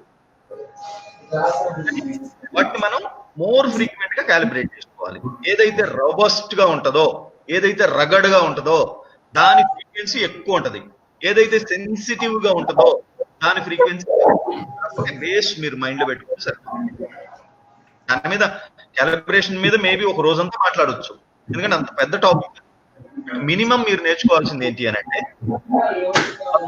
మెషరింగ్ డివైస్ అనేది ఒకటి ఉంది అంటే దాన్ని డెఫినెట్ గా మనం క్యాలిబ్రేట్ చేయాల్సిందే. క్యాలిబ్రేషన్ లో మోస్ట్ ఇంపార్టెంట్ క్యాలిబ్రేషన్ ప్రొసీజర్. అది ఎనీహౌ మన టెక్నికల్ మాన్యువల్స్ లో నుంచి తీసుకొని మనం రాసుకుంటాం. క్యాలిబ్రేషన్ ఫ్రీక్వెన్సీ మన మైండ్ లో ఉండాల్సింది ఒకటి. ఎక్విప్మెంట్ సెన్సిటివిటీని బేస్ చేసుకొని మన ఫ్రీక్వెన్సీ ఫిక్స్ చేసుకుంటాం. Okay, so equipment equipment qualifications, equipment calibration is very important. అది ఎక్విప్మెంట్ అయినా, ఇన్స్ట్రుమెంట్ అయినా, మిషన్ అయినా, ఏదైనా కానీ. Okay, there is a little difference between an instrument and an equipment or a mission. అంటే మిషన్ అంటే అన్ని కూడా అవే, మిషన్ అన్నా, ఎక్విప్మెంట్ అన్నా, ఇన్స్ట్రుమెంట్ అన్నా కానీ మొత్తం మనం అలాంటి ఒకే కేటగిరీ, దాంట్లోనే చిన్న డిఫరెన్సెస్ ఉంటాయి అన్నమాట. ఏదేమైనా మనకి ఎక్విప్మెంట్ అయినా, ఇన్స్ట్రుమెంట్ అయినా, మిషన్ అయినా, ఏదైనా కానీ we need to qualify it. అంటే ఇనిషియల్ గా మనం ఇన్స్టాల్ చేసినప్పుడు డెఫినెట్ గా దానికి ఐక్యూ, ఓక్యూ, పీక్యూ కంప్లీట్ చేయాల్సిందే. అది అయిపోయిన తర్వాత క్యాలిబ్రేషన్ కనుక అవసరం ఉంటే డెఫినెట్ గా క్యాలిబ్రేషన్ చేయాల్సిందే. అది మీరు డెఫినెట్ గా ప్రతి ఇన్స్ట్రుమెంట్ గురించి తెలుసుకునేటప్పుడు దాని క్వాలిఫికేషన్ ప్రతిదానికి అవసరం. దేనికి క్వాలిఫికేషన్ అవసరం ఉండదు అని అంటే, మీరు ఫిక్స్ గా అక్కడ పెట్టకుండా, ఏదైనా ఒక ఇన్స్ట్రుమెంట్ మీరు ఫిక్స్ గా అక్కడ పెట్టకుండా ఎప్పుడు లాక్కెళ్తా ఉన్నారనుకోండి, అక్కడికి ఇక్కడికి ఎక్కడికి అవసరం అయితే అక్కడికి చిన్నది అయ్యింది, దానికి క్వాలిఫికేషన్ అవసరం లేదు. ఎందుకంటే ఒక్కసారి మనం క్వాలిఫై చేసామంటే దాన్ని కదిలియకూడదు. అక్కడ నుంచి కదిలించారు అంటే క్వాలిఫికేషన్ స్టేటస్ లాస్ అయిపోతుంది అన్నమాట. వాటికే మనకి క్వాలిఫికేషన్ కావాలి. అంటే మీరు మొబైల్ ఎక్విప్మెంట్స్ ఏమైనా చిన్నవి ఉండి వాటికి మీరు క్వాలిఫికేషన్ గురించి పెద్ద ఆలోచించుకోవాల్సిన అవసరం లేదు. దానికి ఇన్స్టాలేషన్ క్వాలిఫికేషన్ అవసరం లేదు. మేబీ అదర్ చిన్నగా ఏదో మొత్తం కలిపి ఆపరేషన్ పెర్ఫార్మెన్స్ క్వాలిఫికేషన్ టుగెదర్ ఏదైనా చిన్నగా చేసుకొని అది కన్సిస్టెంట్ గా వర్క్ చేస్తుంది అని ప్రూవ్ చేసుకోగలిగితే సరిపోతుంది అన్నమాట. ఓకే, సో ప్రెమిసెస్ లో most important thing is the control. అంటే మన air classification, differential pressures, okay, age zoning, అవన్నీ more important. Primary change rooms, secondary change rooms, ఇవన్నీ ఎట్లా ఉండాలి, ఏం చేయాలి, వాష్రూమ్స్ అలాంటివి ఉంటే ఎంత దూరం ఉంచాలి. నేను శాడ్మెంట్ దృష్టిలో పెట్టుకొని మీకు ఏమి చెప్తున్నాను. ఇంకా మీరు ఇంకొక స్టెప్ కనుక పైకి వెళ్తే, మీరు ఎక్కడన్నా హార్మోన్స్ ఒకే సైట్, దాంట్లో జనరల్ ప్రొడక్ట్స్ మ్యానుఫ్యాక్చరింగ్ ఒక చోట, హార్మోన్స్ మ్యానుఫ్యాక్చరింగ్ చేసేది ఇంకో బ్లాక్ లో, ఆంకాలజీ ప్రొడక్ట్స్ మ్యానుఫ్యాక్చర్ చేసేది ఇంకో బ్లాక్ లో, ఆర్ ఇంకా అదర్ హజార్డస్ ప్రొడక్ట్స్ ఏమన్నా ఉంటే, ఆర్ ఇంకా ఏదైనా sensitive or maybe other kind of products ఏమన్నా, డిఫరెంట్ కేటగిరీ ఆఫ్ ప్రొడక్ట్స్ ఏమన్నా కనుక మనం అక్కడ కనుక చేస్తా ఉంటే దట్ ఈస్ కంప్లీట్లీ డిఫరెంట్. అది చాలా పెద్ద టాపిక్. అందుట్లో మళ్ళీ అగైన్ మనం ఎందుకు బ్లాక్ ఎంత డిస్టెన్స్ ఉండాలి, ఏంటి, అది ఇది మొత్తం మనం డిస్కస్ చేసుకోవాలి. రెండోది, మనం ఒక ఇండస్ట్రీని పెట్టుకునేటప్పుడే ఫస్ట్ ఎక్స్టర్నల్ ఎన్విరాన్మెంట్ గురించి కూడా మనం ఆలోచించాలి. ఎందుకంటే నేనేం చెప్తున్నాను, మనకి ఇంటర్నల్ గా కంట్రోల్ చేసుకుంటున్నాం అని చెప్తున్నాను. ఎన్విరాన్మెంట్ ని మన చూస్ నుంచి ఎయిర్ కంప్లీట్ గా కావాల్సిన వేలో మనం తెచ్చుకొని లోపలికి సప్లై చేసుకుంటున్నాం. మరి ఎక్స్టర్నల్ ఎయిర్ కనుక కంటామినేట్ అయ్యి ఉంటే మీరు పార్టికులేట్ ని, మైక్రోబియల్ కంటామినేషన్ అయితే తీసేయొచ్చు. అదే అసలు మీకు అసలు టోటల్ ఎక్స్టర్నల్ ఎయిరే కంటామినేట్ అవుతుంది అనుకోండి, కంటిన్యూస్ గా ఏదో పాయిజనస్ గ్యాస్ తోటో లేకపోతే ఇంకేదన్నా దేంతోటన్నా గనక కంటామినేట్ అవుతా ఉంటే అవి మనం చాలా, it's very difficult to minimise that kind of contaminations. కాబట్టి అసలు మనం ఒక మ్యానుఫ్యాక్చరింగ్ ఫెసిలిటీని పెట్టాలి అని అంటే అది మంచి అట్మాస్ఫియర్ లో ఉండాలి. ఫస్ట్ ఎక్స్టర్నల్ కంటామినెంట్స్ ఏవి కూడా ఎంత తక్కువ ఉంటే అంత మంచిది అనమాట. కాబట్టి లొకేషన్ మనం సెలెక్ట్ చేసుకునేటప్పుడే, ఇప్పుడు కరకపట్ల కానీ లేకపోతే biotech park phase 1, phase 2 Turakapally కానీ, these 3 areas are much better. Because మన నైబరింగ్ అంతా కూడా ఫార్మస్యూటికల్ ఇండస్ట్రీస్ ఉంటాయి. అందులోంచి బయటకు వచ్చే ఎయిర్ అంతా కూడా ఫిల్టర్డ్ ఎయిర్. మీకు బయటికి మనం ఎయిర్ కానీ వాటర్ కానీ అక్కడ ఏ పొల్యూషన్ అయినా, ఎయిర్ పొల్యూషన్ అయినా, వాటర్ పొల్యూషన్ అయినా, other A kind of pollution అయినా కానీ మనకి కంప్లీట్ గా వాటర్ అయితేనే ట్రీట్ అయి బయటకు వస్తుంది, ఎయిర్ కూడా మనకి బయటకు వచ్చేదంతా కూడా ఫిల్టర్ అయి బయటకు వస్తుంది. కాబట్టి మళ్ళీ మనమేమి మన ఫెసిలిటీలోంచి ఏ కైండ్ ఆఫ్ కంటామినెంట్స్ కూడా బయటికి పంపించలేదు, అన్ని కూడా కంట్రోల్లో ఉన్నాయి. కాబట్టి అక్కడ ఉన్న atmosphere is the best atmosphere. కాబట్టి అలాంటి location is the best location for a pharmaceutical industry to set up. Okay, so నేను ఇట్లా చెప్పుకుంటా పోతే నేనే టైం అంతా తీసుకుంటాను మీకు. ఎందుకంటే రేపొద్దున మీ అలీ గారంతా కూడా మీ ప్రెజెంటేషన్ బేస్ చేసుకొని మీకు క్వశ్చన్ ఇస్తారు. నేను చెప్పిందంతా కూడా మీరు బేస్ కింద తీసుకోండి. అలీ, ఐ థింక్ ఎక్కడైనా కొత్త పాయింట్ వస్తే నేను మళ్ళీ చెప్తానమ్మా. I think you please proceed with the presentation. Right. Okay.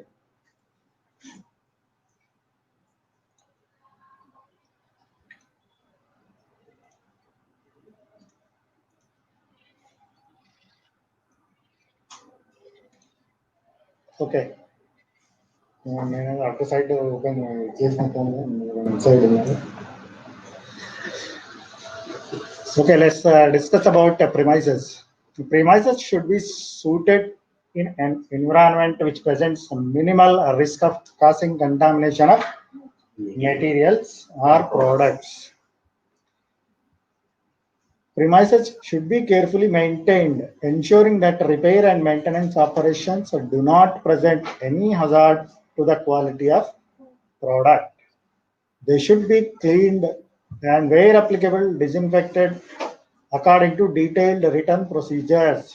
Premises should be carefully maintained. If we are going to perform a periodic preventive maintenance of any equipment, these measures has to be taken by mechanical people and production people, so that equipment should not adversely affect the quality of product during maintenance. After any maintenance, equipment has to be cleaned, if required, sanitized as per defined procedures.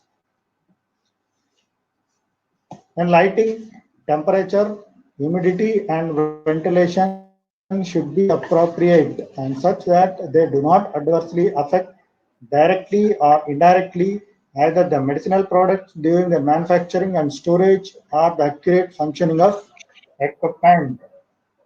Temperature conditions will affect not only product, it will affect our instruments also. Let us take HPLC or PC or any chromatographic instrument which requires to store to install at controlled temperatures. At adverse temperatures, these instruments may malfunction, so that for equipment also the controlled temperature is required. Premises should be designed and equipped so as to afford maximum protection against the entry of insects or other animals. No animal should enter into the facility. No insect should enter into the facility. Steps should be taken in order to prevent the entry of unauthorized people. Production, storage, and quality control areas should not be used as a right of way by personnel who do not work in them. ఎవరు పడితే అల్లు లోపలికి రావడానికి లేదు. Ali, sir yeah, one second. See, ఎందుకు అలా చెప్తారు అని అంటే, మనమే ఉన్నాం అంటే మనది ఆఫ్ కోర్స్ మనకి ఎన్ని మ్యానుఫ్యాక్చరింగ్ లైన్స్ ఉన్నాయి? యాక్చువల్ గా అయితే 3 మ్యానుఫ్యాక్చరింగ్ లైన్స్ డిజైన్ చేసి ఉన్నాయి, రైట్? ఒక పౌడర్ మ్యానుఫ్యాక్చరింగ్ లైన్ ఉంది. ఆల్ టుగెదర్ 4 లైన్స్ ఉన్నాయి. మీరు ఎనీ టైం 4 లైన్స్ లో 4 డిఫరెంట్ ప్రొడక్ట్స్ చేసుకోవచ్చు కదా. 4 డిఫరెంట్ ప్రొడక్ట్స్ చేసుకుంటున్నారంటే 4 డిఫరెంట్ ఏరియాస్ కి 4 ఏహెచ్యూస్ అన్ని కూడా 4-8 సపరేట్ అయ్యాయి కదా. కాబట్టి అక్కడ మీకు ప్రాబ్లం లేదు. కానీ ఇప్పుడు నేను మ్యానుఫ్యాక్చరింగ్ ఏరియా 1 లో పౌడర్స్ మ్యానుఫ్యాక్చరింగ్ చేస్తా. అక్కడ నేను లోడింగ్ అప్పుడు జనరేట్ అయిన పౌడర్ అంతా కూడా నా సెకండరీ గౌనింగ్ కి అట్లా లేకపోతే నా ప్రైమరీ గౌనింగ్ కి మొత్తానికి అయినప్పుడు, నేను మ్యానుఫ్యాక్చరింగ్ ఏరియా 2 లోకి వచ్చి ఏదో మాట్లాడటానికో లేదా ఇంకేదో కావాల్సి వచ్చో ఏదో వచ్చి నేను అక్కడ కూర్చొని ఇదంతా చేస్తున్నాను అనుకోండి, నేను ఆ ప్రోడక్ట్ ని తీసుకొచ్చి ఇక్కడ ఈ ప్రోడక్ట్ ఏరియాలో కంటామినేట్ చేసినట్టే కదా. అంటే ఇప్పుడు మనం చేసే ప్రోడక్ట్స్ కి ఆ మినిమం కంటామినేషన్ వల్ల ఎఫెక్ట్ ఉంటుందా లేదా అని కాదు, బట్ చాలా ప్రోడక్ట్స్ కి ఆ మినిమం కంటామినేషన్ కూడా రిలేటెడ్ సబ్స్టెన్సెస్ లోనో ఇంప్యూరిటీస్ లోనో ఎక్కడో ఎల్యూట్ అవుద్ది అనమాట. అది లిమిట్ దాటి వెళ్ళిపోతా ఉంటుంది. కాబట్టి ఒకటి ఇంటర్నల్ గా అయినా ఎక్స్టర్నల్ గా అయినా కానీ, ఇప్పుడు ఎక్స్టర్నల్ గా అంటే బయట ఎవడు పడితే వాడు వచ్చేసేసి, అంటే వాడు స్ట్రీట్ క్లాత్స్ తోటో లేకపోతే ఇంకోటి లోపలికి వచ్చేసేసి ఏరియాస్ మొత్తం కంటామినేట్ చేస్తాను అంటే మన పర్పసే లాస్ అవుతాం కదా. మనం ఏ చూసి పెట్టుకొని ఇదంతా చేసుకుని దేనికి? కంప్లీట్ గా కంట్రోల్ చేసుకోవటానికి. అందుకని చెప్పి యాక్సెస్ అనేది కంట్రోల్డ్ గా ఉండాలి. బయట నుంచి ఎవరు వచ్చినా కానీ వాళ్ళు ఎక్కడ ఉండాలో అక్కడే ఉండాలి. ఏ ఏరియాకైతే వాళ్ళు అలౌడో, అంటే ఒక చిన్న కాన్ఫరెన్స్ రూమో లేకపోతే ఎంట్రీలో మీరు ఎక్కడన్నా ఒక చిన్న ఏరియానో అంతవరకు ఓకే. అది దాటి లోపలికి అటువంటి వాళ్ళు ఎవరు రాకూడదు. అండ్ మనం ఒకవేళ ఫెసిలిటీలోనే వర్క్ చేస్తున్నా కానీ మనం ఏ ఏరియాకైతే రిస్ట్రిక్ట్ అయ్యి ఉన్నామో ఆ ఏరియాలోనే మనం ఉండాలి. ఆ ఏరియాస్ దాటి మన ఇష్టం వచ్చినట్టు మనం ఏ ఏరియాకి పెడితే ఆ ఏరియాకి తిరగకూడదు అనేది మోస్ట్ ఇంపార్టెంట్ అనమాట. రెండోది, ఇందాక నేను ఎప్పుడు మీకు ఓన్లీ వీటి గురించే చెప్పాను, ఏది మన టెంపరేచరు, హ్యూమిడిటీ, పార్టికులేట్ మ్యాటర్, అది ఇది. ఇప్పుడు ఇన్సెక్ట్స్ కానీ అవి ఇందాక క్రాక్స్, గీక్స్ వాటి గురించి ఎక్కువ మాట్లాడాను. వాటిలో ఏంటి, నేను ఓన్లీ ఎయిర్ అటు నుంచి ఇటు ఎయిర్ గురించి మాట్లాడినంతే, ఎయిర్ తోటి పాటు నాట్ ఓన్లీ పార్టికల్స్, ఇన్సెక్ట్స్ కూడా లోపలికి వచ్చేస్తాయి కదా. అవన్నీ రాకుండా ఉండటానికే నేను కంప్లీట్ గా అసలు మీకు ఎక్కడా కూడా బయట నుంచి లోపలికి అంటే ఏరే లోపలికి రాకూడదంటే ఇంకేది రానట్టే కదా. అట్లా మనం మెయింటైన్ చేసుకోవాలి ఫెసిలిటీని. మనం మెయింటైన్ చేసుకుంటే ఒకసారి కట్టిన తర్వాత క్రాక్స్ రాకుండా ఉంటాయా? సివిల్ వాల్స్ అయితే డెఫినెట్ గా వస్తాయి. వచ్చినప్పుడు మనం డెఫినెట్ గా మెయింటైన్ చేసుకోవాలి. మెయింటైన్ చేయాలి అని అంటే ఒక స్పెసిఫిక్ గా అంటే ఇయర్ లో ఒక 2 times 3 times 4 times అంటే డిపెండ్స్ అన్నమాట. అది ఫెసిలిటీని బట్టి మనం కన్స్ట్రక్షన్ ఫీచర్స్ ని బట్టి మనం డిసైడ్ చేస్తాం. ఆ టైంలో ప్రొడక్షన్ ఆఫ్ చేసుకోవాలా, లేకపోతే ప్రొడక్షన్ ఆఫ్ చేయకుండా మేబీ నైట్స్ అంతా కూడా వర్క్ చేసుకొని డే టైంలో మనం ప్రొడ్యూస్ చేసుకోవచ్చా? ఆ టైంలో మనం ఏ కేర్ తీసుకొని మన ప్రోడక్ట్ కంటామినేట్ అవ్వకుండా మన ప్రిమిసెస్ ని ఎలా మెయింటైన్ చేయాలి అనేది కూడా మనం డిజైన్ చేసుకోవాలన్నమాట. మన మెయింటెనెన్స్ టైంలో అంటే సివిల్ మెయింటెనెన్స్ ఎక్కడో క్రాక్ ఉంది, ఆ క్రాక్ క్లోజ్ చేయాలి. దానికి సిమెంట్ వాడాల్సి రావచ్చు, దెన్ ఇంకా శాండ్ వాడాల్సి రావచ్చు, ఇంకోటి ఏదో రావచ్చు.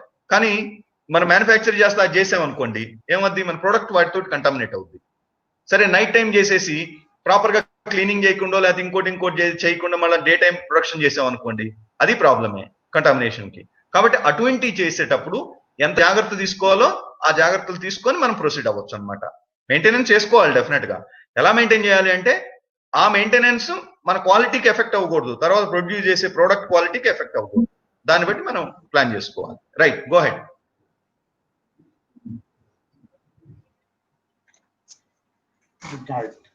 Coming to production areas, cross contamination should be prevented for all products by appropriate design and operation of manufacturing facilities.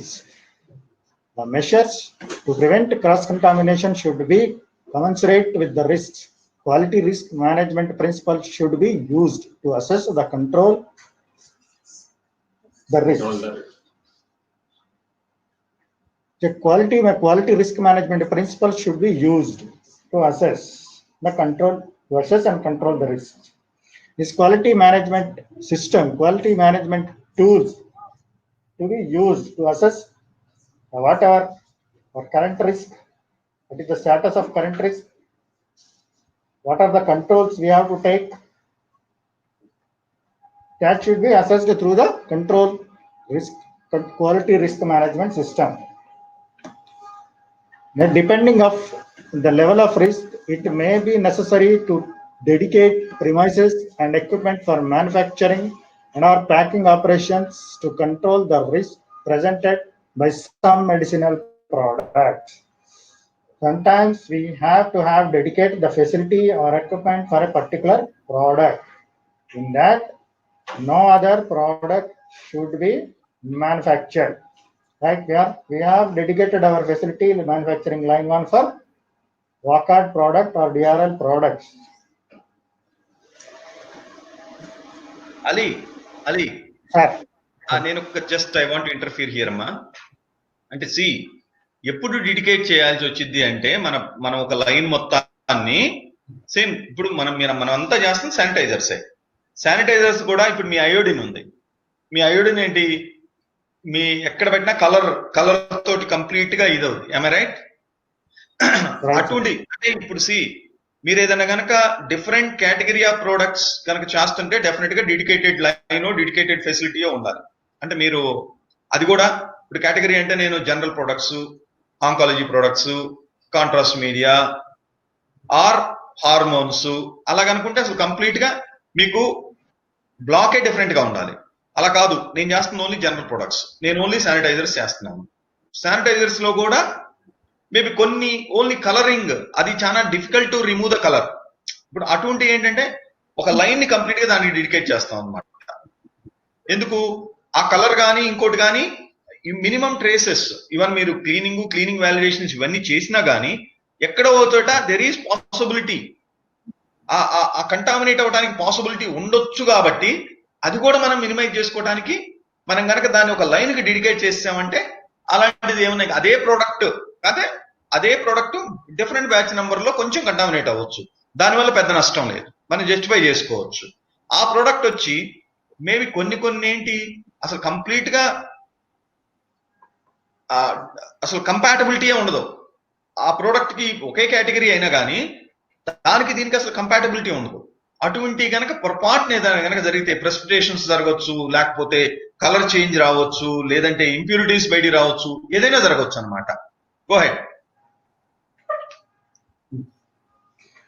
Premises should preferably be laid out in such a way as to allow the production to take place in areas connected in a logical order corresponding to the sequence of operations and to subsequent cleanliness levels. Premises should preferably be laid out in such a way as to allow the production to take place in areas connected. అంటే manufacturing flow చూసారంటే material receipt మా incoming material అదేది bottle cleaning నుంచి filling నుంచి tapping నుంచి ceiling flow should be design in such a way. Adequacy of working and in-process storage space should permit the orderly and logical position of equipment and materials so as to minimize the risk of confusion between different medicinal products or other component combination, and to minimize the risk of or wrong application of any of the manufacturing or control step. See, we are using a packaging area, a single packaging area for packaging of multiple products, 2 products or where in-process controls are required to avoid mix-ups and errors. There may be a chance to mix-up of labels or to mix-up of bottles, where required in-process controls or mechanical controls or administration controls to be provided.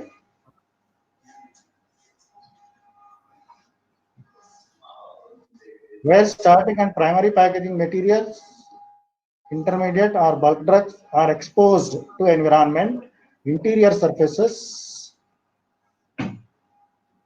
should be smooth, free from cracks and open joints, and should not shed particulate matter, and should permit easy and effective cleaning and, if necessary, disinfection. Facility should not have joints, should be free from cracks, so that to avoid the risk of particulate contamination. Pipe work, light fittings, ventilation points, and other services should be designed and sited to avoid the creation of recesses which are difficult to clean. As far as possible, for maintenance purposes, should be accessible from outside the manufacturing area. Drains should be of adequate size and have trap drains. Open channels should not be avoided. Should be avoided where possible, but if necessary, they should be shallow to facilitate cleaning and disinfection. Points ఉన్నాయి కదా మన manufacturing ఏరియాలో drain points clean చేయడానికి వీలుగా ఉండాలి, disinfect చేయడానికి వీలుగా ఉండాలి, ఓపెన్ గా పెట్టకూడదు. Production areas should be effectively ventilated with air control facilities, including temperature and, where necessary, humidity and filtration. Describe చేశారుగా. Appropriate both to the product handled, to the operators undertaken with them, and to external environment. Weighing of starting materials usually should be carried out in a separate weighing room designed for such use.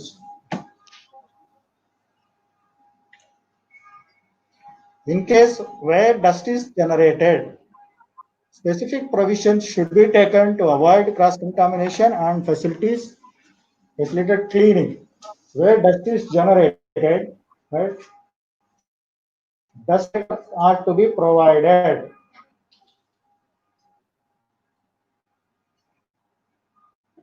Premises for packaging of medicinal products should be specifically designed and laid out so as to avoid mishaps or cross contaminations.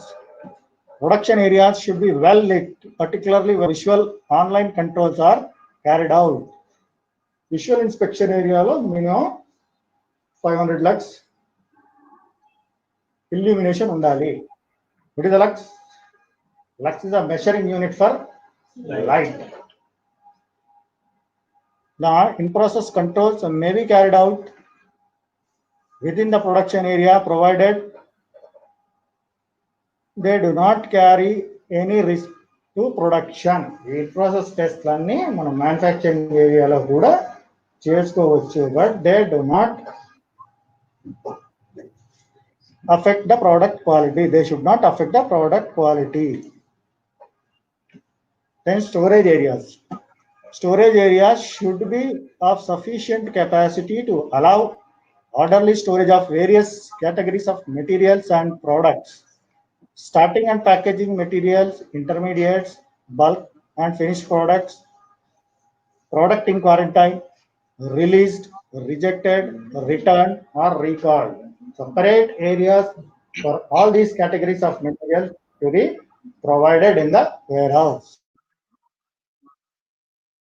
ఉన్నాయా మనకి? Rejected area ఉందా చూసారా?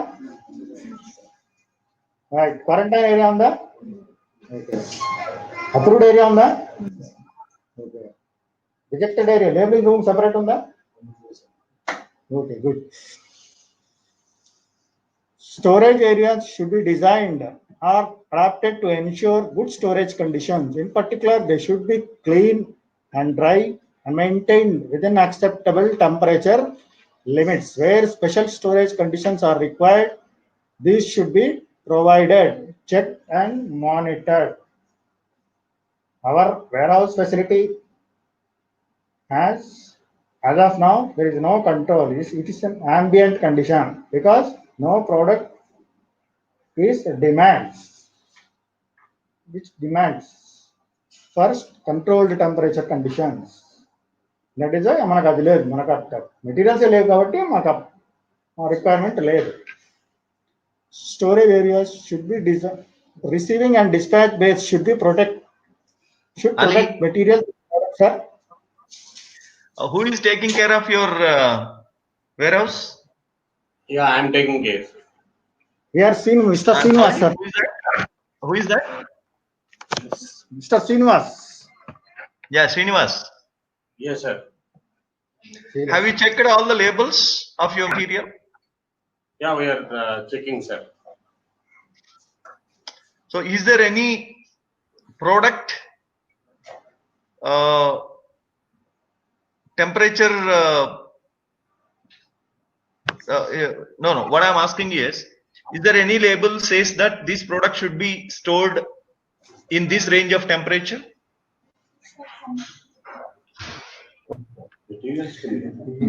Whatever the products, Mr. Ali just now told, Label. our product is not demanding for the control temperature.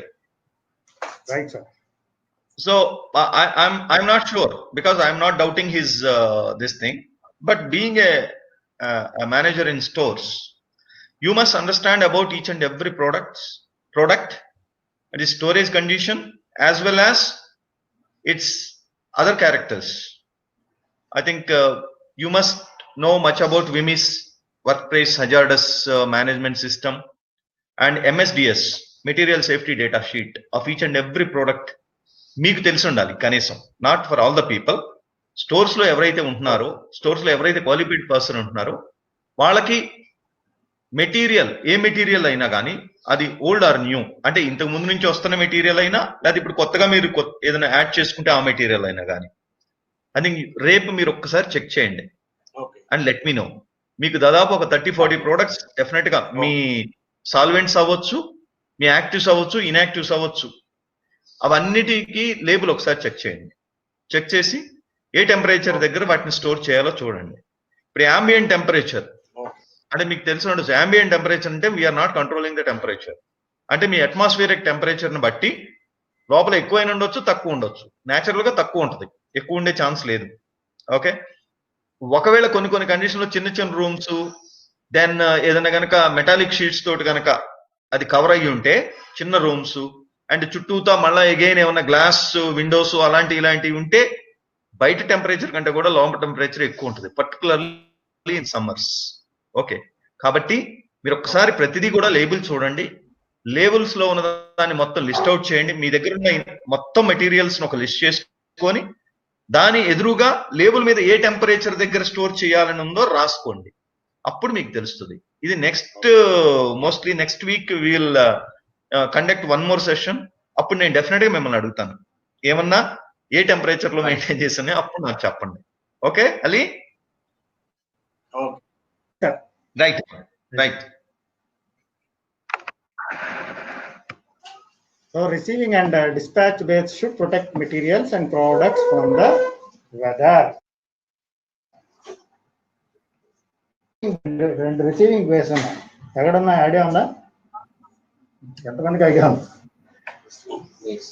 Receiving base, material receiving బే ఒకటి ఉంది, dispatch బే ఒకటి ఉంది, right? మళ్ళీ బే అంటే ఏంటో అర్థం కాకుండా రిసీవింగ్ బేలో రా మెటీరియల్ వచ్చినప్పుడు when the raw material is coming to inside the company, we have to unload the raw material on the receiving bay and we have to carry out inspection on the receiving bay. If everything is okay, then material is to be taken inside for dedusting. Okay, external weather కి protect చేయాలి. అక్కడ material పెట్టినప్పుడు వర్షం పడితే కొంచెం problem గా తడిచిపోతాయి. So that base also should be protected or covered from external environment. Where quarantine status is ensured by storage in separate areas, these areas must be clearly marked and their access restricted to authorized personnel. System in the physical quarantine should give equivalent security. Quarantine area మనకి చిన్నగా ఉంది, material ఎక్కువ ఉంది, ఎక్కడ పెట్టాలి? Quarantine ఏరియాలో సరిపోదు. So పెద్ద ఏరియాలో పెట్టి దానికి డిమార్కెట్ చేస్తాం, ఎల్లో మార్క్ పెట్టి ఎల్లో రోప్ కట్టేసి లేబుల్ వేస్తాం, దానికి రిస్ట్రిక్ట్ చేస్తాం, పర్సనల్ ఎవరు ఎంటర్ అవ్వకూడదు.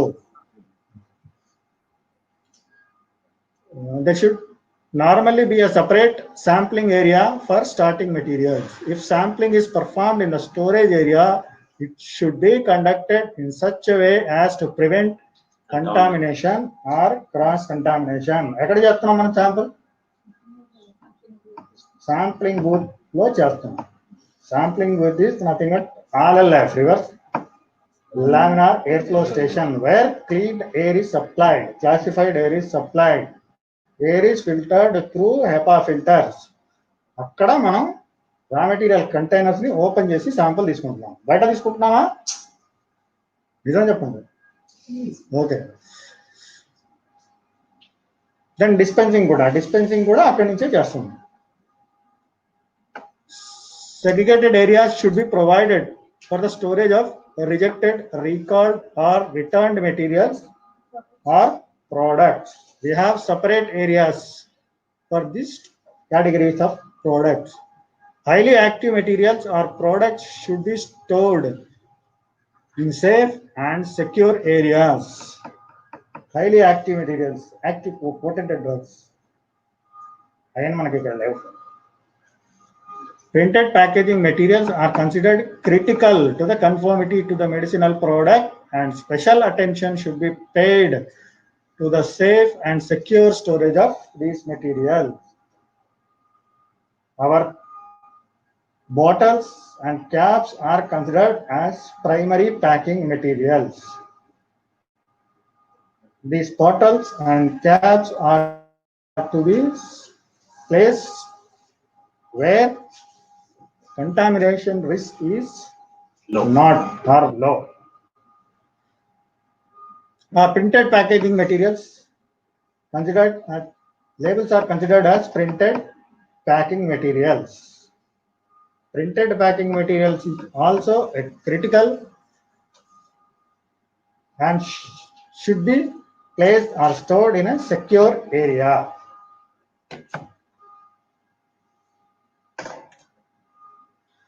Normally, quality control area.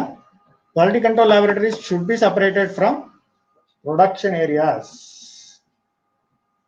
This is particularly important for laboratories for the control of biologics, microbiological, and radioisotopes, which should also be separated from each other. Laboratory area production నుంచి సెపరేట్గా ఉండాలి. ఈ లాబొరేటరీలో కూడా biologicals ఏమన్నా మైక్రోబయాలజికల్స్, radio isotopes analysis ఇవన్నీ సపరేట్గా ఉండాలి. Control laboratories should be to suit the operations to be carried out in them. Sufficient space should be given to avoid mix-ups and cross-contamination. There should be adequate suitable storage space for samples and records. Sufficient space ఉండాలి లాబొరేటరీలో. Equipment కి మధ్యలో gap ఉండాలి. Equipment మీద ఒకదాని మీద ఒకటి పడకుండా records రాసుకోవడానికి ప్లేస్ ఉండాలి. శాంపుల్స్ ని పెట్టడానికి కూడా ప్లేస్ ఉండాలి. We maintain different types of samples in quality control. One is sample for analysis, one is analysis completed, one is samples for destruction. All these samples will be maintained in QC. All these samples, all these categories of sample to be maintained separately.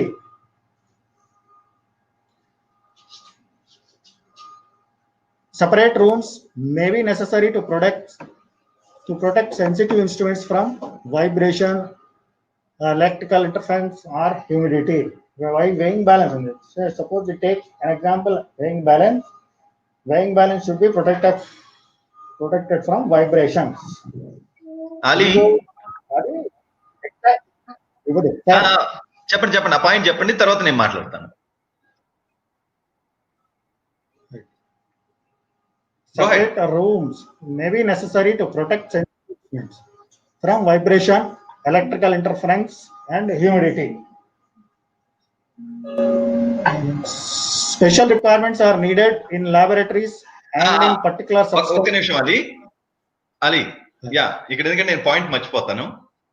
మీరు quality control లాబొరేటరీకి వచ్చేసరికి premises requirement, cross contamination అనేది ఇక్కడ it's very rare. ఎందుకంటే we're not manufacturing any product here, we're testing the product. Manufacture చేసేటప్పుడు there is possibility of cross contamination.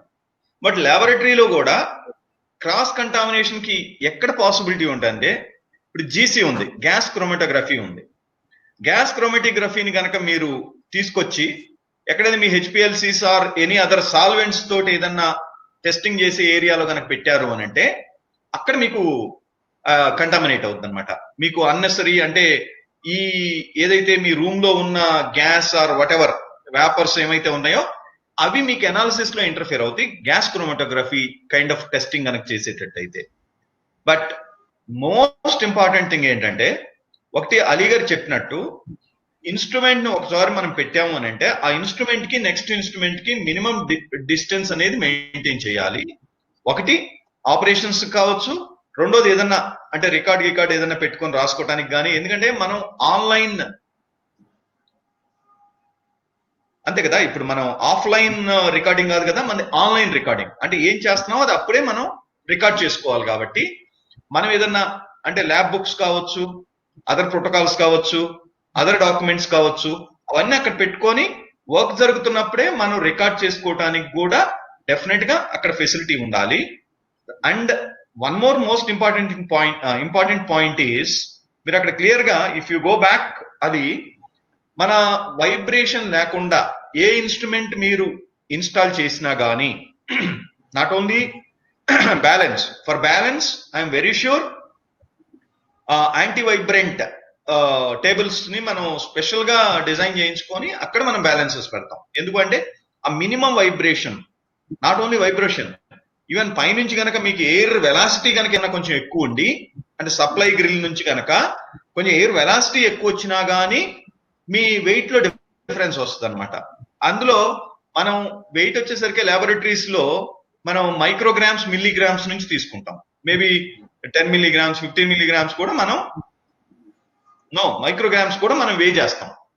ఆ టైంలో ఏంటంటే మీకు ఏ చిన్న డిస్టర్బెన్స్ కూడా మన వెయిట్ మీద ఇంపాక్ట్ అవుద్ది కాబట్టి డెఫినెట్ గా అక్కడ యాంటీ వైబ్రెంట్ బెంచెస్ కానీ లేకపోతే ఏ వేలో కావాలో ఆ వేలో ఒకటి మనం డిజైన్ చేసుకోవాలి. రెండోది ఎనీ ఇన్స్ట్రుమెంట్ మీకు అన్ని కూడా ఇవాళ రేపట్లో అన్ని ఎలక్ట్రానిక్స్ ని బేస్ చేసుకొని ఉన్న ఇన్స్ట్రుమెంట్స్ కాబట్టి వాటిలో చాలా సెన్సర్స్ ఉంటాయి, అవి ఉంటాయి, ఇవి ఉంటాయి కాబట్టి మీకు ఎక్కడ కూడా ఈ ఇంటర్ఫిరెన్స్ అంటే ఎలక్ట్రికల్ ఇంటర్ఫిరెన్స్ కానీ ఎలక్ట్రానిక్ ఇంటర్ఫిరెన్స్ కానీ ఈవెన్ మీ సెల్ ఫోన్స్ ని ఒక్కసారి మీరు ఎప్పుడైనా కానీ మీ పీక్ వస్తా ఉన్నప్పుడు హెచ్పిఎల్సీస్ దగ్గర ఏదైనా చిన్న పీక్ అయ్యి సెన్సిటివ్ పీక్ కనుక అయితే మీరు కంటిన్యూస్ గా రింగ్ టోన్ ఆన్ చేసి పెట్టండి, డెఫినెట్ గా it will interfere. Me ring tone definite గా ఎంతో కొంత ఇంటర్ఫియర్ అవుద్ది. అదేది జస్ట్ ఒక రింగ్ వచ్చిపోతేనో ఒక 4-5 రింగ్స్ వచ్చిపోతే కాదు. మీరు కంటిన్యూస్ గా ఇలాంటి డిస్టర్బెన్స్ ని మీరు క్రియేట్ చేయండి. ఎందుకంటే మనం ఎనలిటికల్ మెథడ్స్ ని మనం ఇన్స్ట్రుమెంట్ క్వాలిఫై చేసేటప్పుడైనా కానీ ఇలాంటి టెస్ట్లు కూడా మనం చేస్తాం. చేసి ఇలాంటి వాటి ఇన్ఫ్లుయెన్స్ ఎలా ఉంది అని కూడా చూసుకుంటాం అనమాట. అంటే ల్యాబొరేటరీలో క్రాస్ కంటామినేషన్ డెఫినెట్ గా ఉంటది, బట్ చాలా తక్కువ ఉంటది మ్యానుఫ్యాక్చరింగ్ ఏరియా తోటి కనుక కంపేర్ చేసుకుంటే. బట్ ఇక్కడ ఏంటంటే మీ ఇన్స్ట్రుమెంట్ ని ఎక్కడైతే మనం రెస్ట్ చేస్తామో, ఎక్కడైతే మనం ప్లేస్ చేస్తామో ఆ టేబుల్స్ ఆర్ మోర్ ఇంపార్టెంట్. అవి పొద్దాకులు మీకు ఊగుతా ఉన్నాయి అనుకోండి, అది పిహెచ్ మీటర్ అవ్వచ్చు, లేకపోతే వేయింగ్ మిషన్ అవ్వచ్చు, వేయింగ్ బ్యాలెన్స్ అవ్వచ్చు, ఆర్ మేబీ పొలోరోమీటర్ అవ్వచ్చు, యూవి స్పెక్ట్రోమీటర్ అవ్వచ్చు, హెచ్పిఎల్సి అవ్వచ్చు. ఏదైనా కానీ ప్రాపర్ ఇన్స్టలేషన్ ఉండాలి. వైబ్రేషన్ అనేది ఉండకూడదు, ఎలక్ట్రానిక్ ఇంటర్ఫిరెన్సెస్ ఉండకూడదు, ఎలక్ట్రికల్ ఇంటర్ఫిరెన్సెస్ ఉండకూడదు, హ్యూమిడిటీ లాంటిది ఎక్కువ ఉండకూడదు. ఇవన్నీ the most important things. Cross contamination అనేది ఉంటది, but it's very minimum. Yeah, go head Ali. Rest and refreshment rooms should be separate from other areas. Facilities for changing clothes, hand for washing, and toilet purposes should be easily accessible and appropriate for the number of users. Toilets should not directly communicate with the production or storage areas. Maintenance workshops should, as far as possible, be separated from production areas. Whenever parts and tools are stored in the production area, they should be kept in rooms or lockers reserved for the use. Animal houses should be well isolated from other areas with separate animal. Clinical trials లో animal house ఉంటుంది, so అది మనకి ఇక్కడ లేదు. మన clinical trials మనం చేయట్లేదు.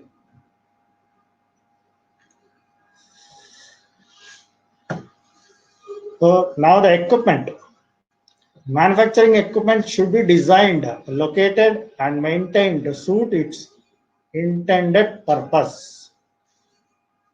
Manufacturing equipment should be designed, located and maintained to suit its intended purpose. మనం ఎందుకు తీసుకున్నామో అది దానికోసం పని చేయాలి, అది అట్లా డిజైన్ చేయాలి, అట్లానే మెయింటైన్ చేయాలి. Repair and maintenance operations should not present any hazard to the quality of product. Equipment ఏదైనా రిపేర్ చేసినా, మెయింటెనెన్స్ వర్క్ ఏదైనా చేసినా, that should not be affect with the quality of product. Manufacturing equipment should be designed so that it can be easily and thoroughly cleaned. It should be cleaned according to detailed and written procedures and stored only in a clean and dry condition. Washing and cleaning equipment should be chosen and used in order not to be source for contamination. Equipment should be installed in such a way as to prevent any risk of error or of contamination. Production equipment should not present any hazard to the product. Parts of production equipment that come into direct contact with the product must not be reactive. additive or absorptive to such an extent and that it will affect the quality of the product and thus present any hazard. Recently మనకి ఒక incident జరిగింది కదా mixing tank లో. So that material, the MOC of that bearing was reactive with the sodium hypochlorite, so that should be avoided. Balances and measuring equipment of Ali, an appropriate range Ali. and precision should be, sir. ఒక్కసారి back వెళ్ళరా. Right, sir. So simple అండి. ఇందులో I think equipment design, equipment location, then equipment cleaning. ఆ cleaning లో కూడా మీకు equipments వచ్చేసరికి CIP అంటే మీరు కనీసం టెర్మినాలజీ అన్నా గుర్తుంచుకోవాలి. CIP is clean in place and COP clean out of place. Okay, clean in place అంటే ఎక్విప్మెంట్ మనం ఎక్కడ కదిలించాము, ఎక్విప్మెంట్ అక్కడే పెట్టి. ఇప్పుడు మీ ట్యాంక్స్ ఉన్నాయి, మీ ట్యాంక్స్ కి న్యాచురల్ గా మనం మాన్యువల్ గా క్లీన్ చేస్తున్నాం, but it's a clean in place. Tank ని తీసుకొచ్చి మళ్ళీ ఎక్కడన్నా వాష్ ఏరియాకి తీసుకొచ్చి మనం క్లీన్ చేస్తున్నామా? చేయట్లేదు. మీ స్టెర్రర్ కానీ మీ ట్యాంక్స్ కానీ అవన్నీ కూడా క్లీన్ ఇన్ ప్లేస్ అక్కడే చేసేసుకుంటున్నాం. కానీ మీ ఫిల్లింగ్ మిషన్ ఉంది, ఫిల్లింగ్ మిషన్ లో మీ filling cylinders or whatever the pistons అవన్నీ ఉంటాయి కదా, వాటిని ఏం చేస్తాం, అయిపోయిన వెంటనే అయితే ఓపెన్ చేసి తీసుకొచ్చి ఇంకో చోట క్లీన్ చేసేసుకొని మళ్ళీ అవసరమైనప్పుడు ఆ సిరెంజెస్ తీసుకెళ్లి సిరెంజెస్ ని ఫిట్ చేస్తాం.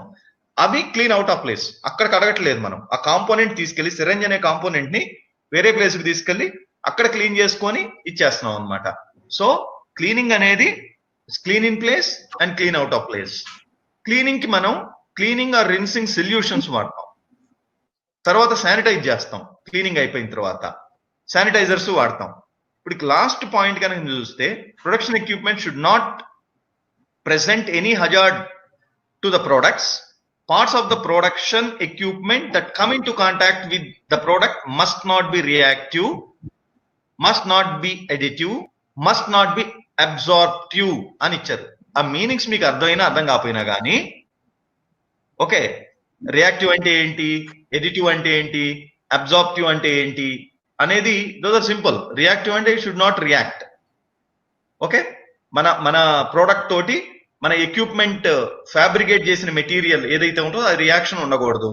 రెండోది ఎడిటివ్, ఇంకేదన్నా లీచ్ అయ్యి ఆ లీచ్ అయ్యింది వచ్చి మళ్ళా మన ప్రోడక్ట్ లో పడకూడదు. అబ్జార్ప్టివ్ అంటే అది అబ్జార్బ్ చేసుకొని మీరు క్లీన్ చేసినా కానీ పోకుండా స్లోగా తర్వాత ఎప్పుడన్నా వేరే ప్రోడక్ట్ లోకి రిలీజ్ చేసుకోవటం. ఓకే, అందుకే మీరు ఒక్కసారి కనుక ఆలోచిస్తే మీ అందరికీ తెలుసు, మన ఎక్విప్మెంట్స్ అన్ని కూడా ప్రోడక్ట్ కాంటాక్ట్ పార్ట్స్ ఏమైతే ఉంటాయో ఆ ప్రోడక్ట్ కాంటాక్ట్ పార్ట్స్ మొత్తం కూడా 316 are 316L stainless steel. SS 316 మీకు తెలిసే ఉండదు, SS 208, SS 316, SS 316L, SS 304. ఈ గ్రేడ్స్ అన్ని ఏంటి? SS 36L is the best grade. ఇప్పుడు మనం చూసే మన దగ్గర మనం వాడే వాటిట్లో stainless steel 316L is the best grade. ఎందుకు బెస్ట్ గ్రేడ్ అంటున్నానంటే it is not reactive, it is not additive, it is not absorptive.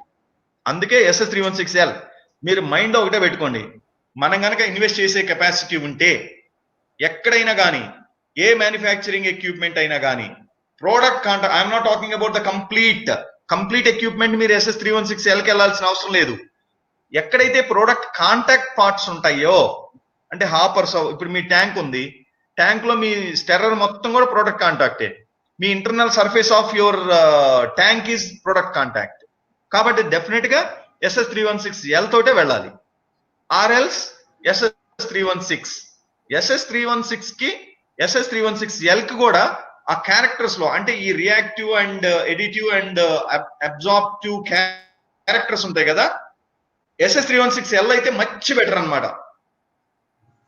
కాబట్టి మనం అందుకే SS 316L product contact parts ఏమైతే materials of construction of your equipment or instrument is very very important.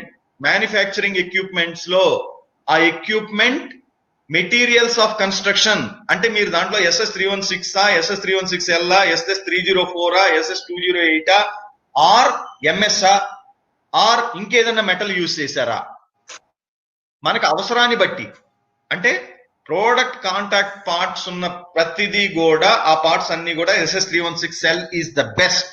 ఇక అది కనుక తీసుకున్నారు అంటే that's going to be little expensive, but మీరు ఏ వర్క్ చేసుకున్నా కానీ దానికి అసలు ప్రాబ్లమే లేదనమాట. Okay, yeah, go head Ali. Balances and measuring equipment of appropriate range and precision should be available for production and control operation. Weighing balance అయినా ఏదైనా measuring device ఉన్నా ఆ డివైస్ మీద దాని రేంజ్, దాని tolerance range, operational range display అయి ఉండాలి. So that the operator should know the usage range. Simple Ali, it's so simple. ఇప్పుడు నేను 20 kgs లిఫ్ట్ చేయగలనమ్మా. నేను 20 kg నా నెత్తి మీద పెడితే నేను బరువు మోయగలను.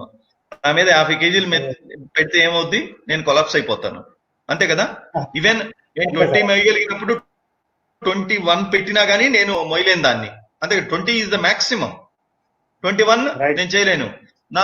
నేను ఈ 40 size shirt is enough for me.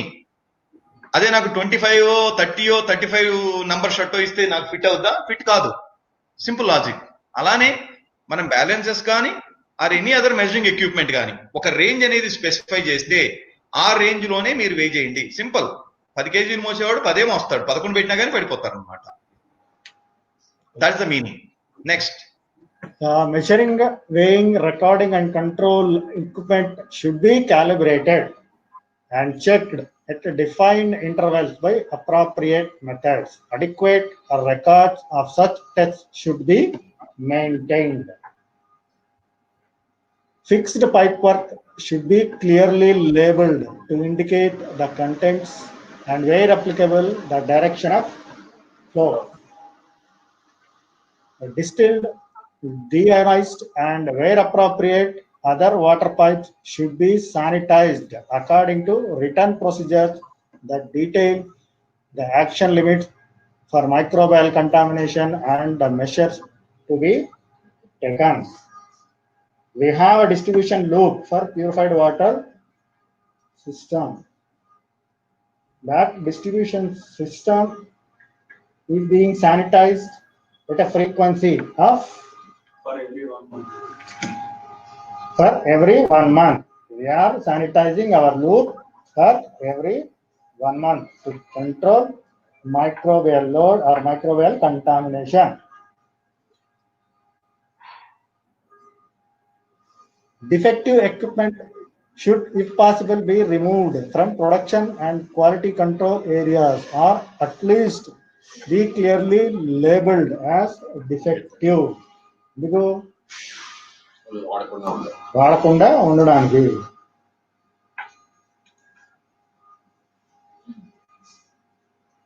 That's all, sir.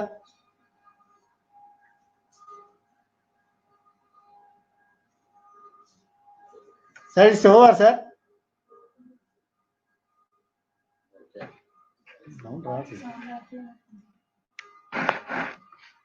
Hello. మాట్లాడుతున్నారు సార్, కానీ sound Hello. Sorry Ali, Right. Sorry. I think it's muted. Okay. So, ఇప్పుడు అంతా కూడా we have discussed everything, right? About premises, about equipment, about utilities, right? So ఏంటి మీకు ఏదన్నా కానీ doubt ఉన్నాయా? ఇప్పుడు మనం డిస్కస్ చేసుకున్న వాటిలో అంటే మన ఫెసిలిటీ డిజైన్ లో కానీ, ఈ సపోర్టింగ్ సిస్టమ్స్ లో కానీ, ఈ ఎక్విప్మెంట్స్ లో ఉన్న డిస్కస్ చేసిన పాయింట్స్ లో కానీ, ఆర్ యూటిలిటీస్ లో డిస్కస్ చేసుకున్న పాయింట్స్ లో కానీ మీకు ఏదైనా డౌట్ ఉంటే please feel free to ask us. Sir, 316 grade we know, sir. 316 L అని చెప్పారు కదా, దాంట్లో what is the L stands for? 316L అమ్మా, అది I don't know, even I can't. ఇప్పుడు నేను చెప్పలేనమ్మా. అది 316L is the ultimate grade what we are using for the product contact parts అమ్మా. అది I think Okay. In net లో ఇప్పుడే just I think L stands for in 3 L అంటే Molybdenum content will be more than SS136, SS316. Yeah yeah character బట్టి వాళ్ళు దానికి numbering ఇస్తారనమాట. Yeah that's good question. అలాంటి క్వశ్చన్స్ నాకు కూడా నాలెడ్జ్ వస్తుంది. నేను మళ్ళీ ఒకసారి ఇట్లాంటి క్వశ్చన్స్ వస్తాయని చెప్పి నేను ఇంకోసారి చెక్ చేసుకుంటాను. గుడ్, అలాంటివి అడగాలి నన్ను. Thank you so much. Anything else? Sir vibrant material के बारे में पूछना है Yeah, please raise your hand and ask. Sir anti vibrant only किसी लैब में यूज होते हैं कि दूसरे एरियाज में भी यूज होंगे? You can ask in Balance is English. also there. You can ask in English. Sir anti vibrant benches are used in only QC laboratories. Okay, Sir, my question is anti vibrant benches regarding. oh no, see, anti-vibrant benches and all, wherever necessary, there you have to use anti-vibrant benches. If you want to use a balance in your warehouse, there you need an anti-vibrant bench. For other equipments, where it is not required, not necessarily we have to use. Suppose filling machine or sealing machine. But for that, I think there is no need to have your anti-vibrant benches and all. I think ఎందుకంటే చాలా the equipment weight is more, and I think the minimum vibration doesn't affect the delivery of that product, or maybe sealing or crimping of the product. In analytical instruments, particularly in quality control laboratory, yes, you need an anti-vibrant benches, especially for particularly for weighing balances. Yes, you need an anti-vibrant bench. For other equipments also, there should not be any vibration, not like maybe the bench what we are using for this balance. Even for other equipments also, you need to control the vibration, not like the benches what we are using for balances. Yes. Thank you. It's simple logic. It's a simple logic. If you use an anti-vibrant bench for balance, there will not be any disturbance. If you are not using anti-vibrant bench, so definitely there is disturbance while you are weighing.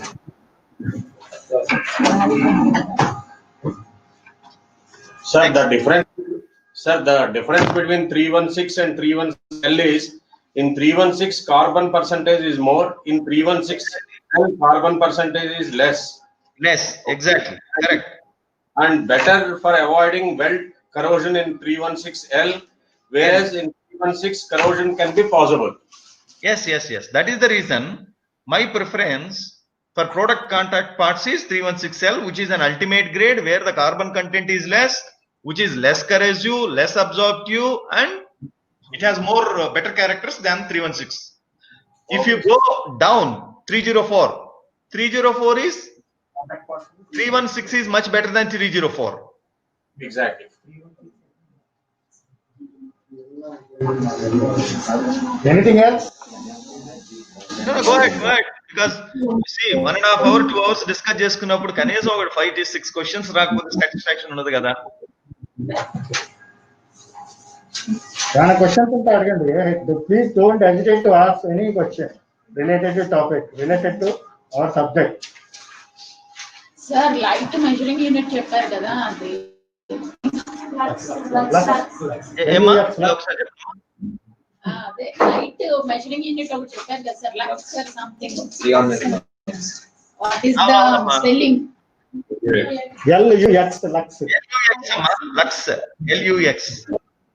Okay sir. Level అమ్మా, LUX level 300 lux, 400 lux, 500 lux. Usual గా it is always in between 300 to 500 amma. 1000 is very rare, but it is necessary in some places. 1 lux is equal to illumination of 1 candle into meter square area, meter cube area. 1 candle, light of 1 candle in a meter cube area gives 1 lux. Okay. 300 lux means 300 you have candles to పెట్టినా. lit 300 candles in the meter cube area. 1 meter cube. 1 meter cube area. If your area, if your roof volume is 100 meter cubes, then you have to multiply 300 candles into 100.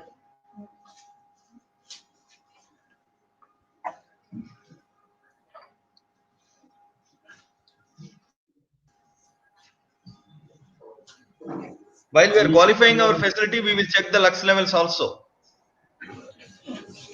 Right, sir. Qualification లో కానీ requalification లో కానీ మన ప్రతి ఏరియాలో ఆ ఏరియాలో కూడా వర్స్ట్ ప్లేస్ అంటే డార్క్ స్పాట్స్ అంటాం కదా, black spots or maybe worst case places ఏమైతే ఉంటాయో అక్కడ మనం ఆ లక్స్ ఉందా లేదా అని చెప్పి చెక్ చేస్తాం.